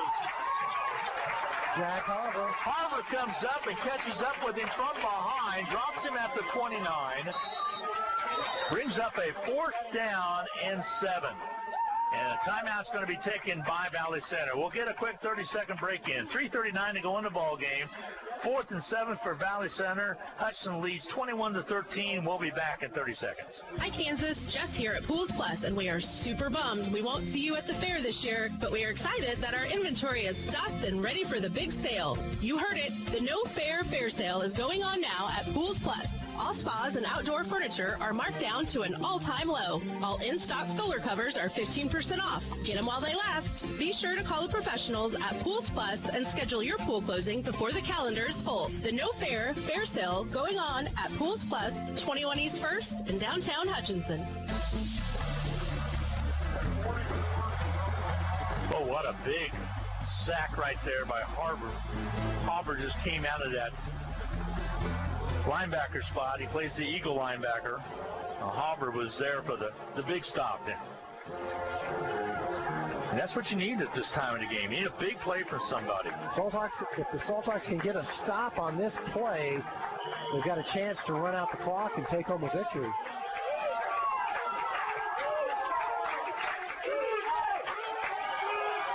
All right, back to pass on the right side and throws across and caught over there. Good enough for the 1st down. Hunter Stacy. And Stacy with the catch. That's a big-time 4th down play. With the game on the line, Valley Center gets the big completion. Harden to Stacy. Yeah, Caleb Harden can really get it done. And that time, a nice connection over there. He's looked at him a couple times. By the way, Hillsborough on top of Nickerson Panthers, 28-6 at halftime. He's looked at Stacy a couple times but hadn't went to him. Right there, a nice catch made by the young man. And Stacy got out of bounds to stop the clock. 3:33 to go. Back to pass Harder. Steps away from pressure, gets it away. Catch is made by Phillips across the 45 to the 46-yard line. Phillips is tearing up the Salthawk defense. Comes up a little gimpy, though. Yeah, he does. Emilio Martinez had pretty good coverage on the play. Made a good tackle. And it's just a perfect throw and catch. And a perfect pass that beats perfect coverage every time. All right. 2nd down and 4 now for Valley Center. 3 minutes remaining to go. Ball at the 45. Back to pass is Harden. Rolls to his right side. Got some room. Needs to throw it. Trying to get out of bounds, and he does just in time. Stops the clock with 2:48 to go. Hutchinson lost containment on the quarterback scramble. Moves the sticks, so 1st down. And he went out of bounds, so the clock won't start. At this point, Valley Center has plenty of time. They have 2 timeouts left, 2:48 to play, and the clock is stopped on the Hutchinson 44-yard line. 2:48 remaining to go. Salthawks bending a little bit right now. 1st and 10 from the 44, the Salthawks for Valley Center.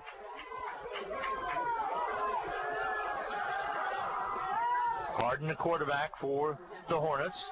Rolls to his right, has a receiver. Open, incomplete pass off the fingertips and close to a pick. Catch not made by Stacy Hunter over on that far side. He went high for it, and always does the unfortunate things that receivers do sometimes, to pop it up in the air and leaves it wide open to get picked. So, with 2:44 remaining to go, stops the clock on an incomplete pass. 2nd down and 10. This game so far in the 4th quarter, Dennis, came down to a lot of big plays. That's right. He had a big opener a while ago by McEwen for Hutchinson. Oh, ball on the field, and it's going to be covered up by Valley Center at the 45, I believe. No, Hutchinson's got it. Hutch came up with it. Comes off the bottom of that stack. Great job by Hutch. Ball was fumbled on the exchange from center, and Hutchinson got in there quickly. Looks to me like Dakota Thompson might have got in there. Carter Young. Okay, Carter Young coming up with it. Carter Young coming off of a preseason injury to make the biggest play of the game. That was a big one right there. Great job by Carter Young to come up with that football. And with 2:36 to go now, Hutchinson with the football, leading at 21-13. Valley Center has 2 timeouts. Hutchinson needs to pick up a couple of 1st downs to secure this victory. And they're going to turn and give it safely up the middle, 1st man through. Well, they're digging for that ball. Pick up of a couple yards. Brings up a 2nd down and about 8, maybe 7. Actually, the first job of the Hutchinson offense is to secure the football. Secure the football and hopefully grind out a couple of 1st downs and go home with a victory. Manhattan Indians 14, Garden City 7. That's in the 4th quarter of play. We'll keep our eye on that one. Last year, Hutchinson defeated Garden City 21-12. That's the upcoming opponent for Hutchinson. We will be at Garden to bring you all the action 1 week from tonight. Down under center is Thompson. Gives it away. 1st man through, some room across the 45 of Valley Center. And I think it's enough to move the chains, and it will. Valley Center probably will take a timeout here. And that's exactly what they do. Timeout on the field with 1:49 to go. Hutch leading 21-13. Hutchinson with a 1st and 10 at the Valley Center 45-yard line. We'll be back in 30. Hutchinson High School Sports is on the air thanks to these outstanding Salthawk boosters. Portfolio Recovery Associates of Hutchinson, Dr. Randy Smith of Appalachian Animal Hospital, the Wynn Insurance Group of Hutchinson, Summit Surgical, the Hutchinson Clinic, the Medicine Shop, and Jackson Meat. Hutchinson High School and Eagle Radio Sports thank these Salthawk boosters for their continued support of Hutchinson High School athletics. Welcome back to live action. 1:49 to go. A big fumble recovery by Carter Young. Biggest defensive play of the game, given the situation. A minute and 49 to go. Hutchison straight up the middle. Just being safe, giving it right to the first man through. Valley Center will burn their third and final timeout. And we're going to keep it here. That was McEwen, and he has been Mr. Everything tonight for Hutchison. Yeah, it's a tough call for who should be the MVP of this game, but Alec McEwen certainly has made a case for it. No doubt about that. A couple other scores. I gave you that Manhattan Garden City score. What you have on Mill Valley and Derby. Mill Valley was up early by a big way. At halftime, Mill Valley was ahead of Derby 35-7, two powerhouses. Looks like Matt Cole reports 8:35 remaining in the fourth quarter. Mill Valley up 45-7. Wow, 45-7 over Derby. Colleen Page for Hutch High Volleyball got Huddle's #1 block of the week is reported as well. So congratulations to Colleen Page. Volleyball often playing well. So Hutchison comes off the sideline now with 1:41 to go with a second down and 3. Nose of the football at the Valley Center 37-yard line. This ball's either going to McEwen or Miles Thompson will keep it himself. I would guess one of those two things. McEwen's been electric tonight. He gave it to McEwen. And he gets across and all the way down to the 25-yard line. Quick opener right up the middle. When he got to the 35, he busted loose. I thought he might have been gone, but he takes it to the 25, and that moves the chains, and with 1:36 to go, that's going to do it. That could do it. Hutchinson can take a knee if they want to. So a quick opener by McEwen. He's got a ton of yards tonight to go along with 2 touchdowns on the evening as well. One from 6 yards out and one from 38 yards out. Thompson with an 18-yard run for the 3 touchdowns for Hutchinson. Valley Center made it interesting with the safety that they got, plus then the 2-point conversion knack to make it 21-13. The difference, another touchdown and a 2-point conversion. Timeout on the field by Hutchinson. We'll get a break in with 1:06 to go. We'll be right back from Valley Center. Hutch leading at 21-13, back at 30. Hutchinson Community College and Blue Dragon Athletics are proud to support the Hutchinson Salthawks. Whether you're working towards your degree or are a busy working individual with limited time to attend class, Hutch CC has what you're looking for. And for those still in high school, Hutchinson Community College's Step Ahead program provides a head start on a quality education, and it may not cost the student anything. Visit hutchcc.edu or call 888-GO-HUTCH for more details. And good luck this season to the Salthawks. Well, this one's just about to be decided. 21-13 right now. Hutch on top of Valley Center. Hutchinson with the football with a 1st and 10. By the way, a good one going with Inman and Trinity Catholic. 20-20 right now in the fourth quarter of play. Mays 20, Andover 6 in the fourth. McPherson 45, Salina South 18. Stay tuned at 10 o'clock. Nick Gosnell will have all the scores for you in the VW Scoreboard Show coming up at 10. There's a knee right there taken by Thompson, and just exactly what you said, Dan, is going to take place right there is Hutch going to take a knee, and they're going to get their first win of 2020. And number 34 in Coach Vernon's coaching history. This puts him on the winning side of the ledger now, 34-33 in his career. Let's see. This will be the 5th win as head coach of Hutchinson High School. He picked up 17 wins as head coach at Nickerson, 12 wins as head coach at Inman. So this is sweet number 34. We'll chat with him coming up in just a little bit. And those watching on the stream, we will discontinue the stream as soon as the game is over. And you might want to go to kwbwradio.com and pick up the stream there if you wish to hear the coach's show. And that's going to do it. Your final score, Hutchinson 21. They routed to come from behind. Valley Center 13. We'll take a quick 2-minute timeout, add up all the numbers, get set for the Medicine Shop post-game capsule coming your way. Brought to you by the Medicine Shop. Again, your final from Valley Center. Hutch High 21. Valley Center Hornets 13. We'll be back in 2 minutes.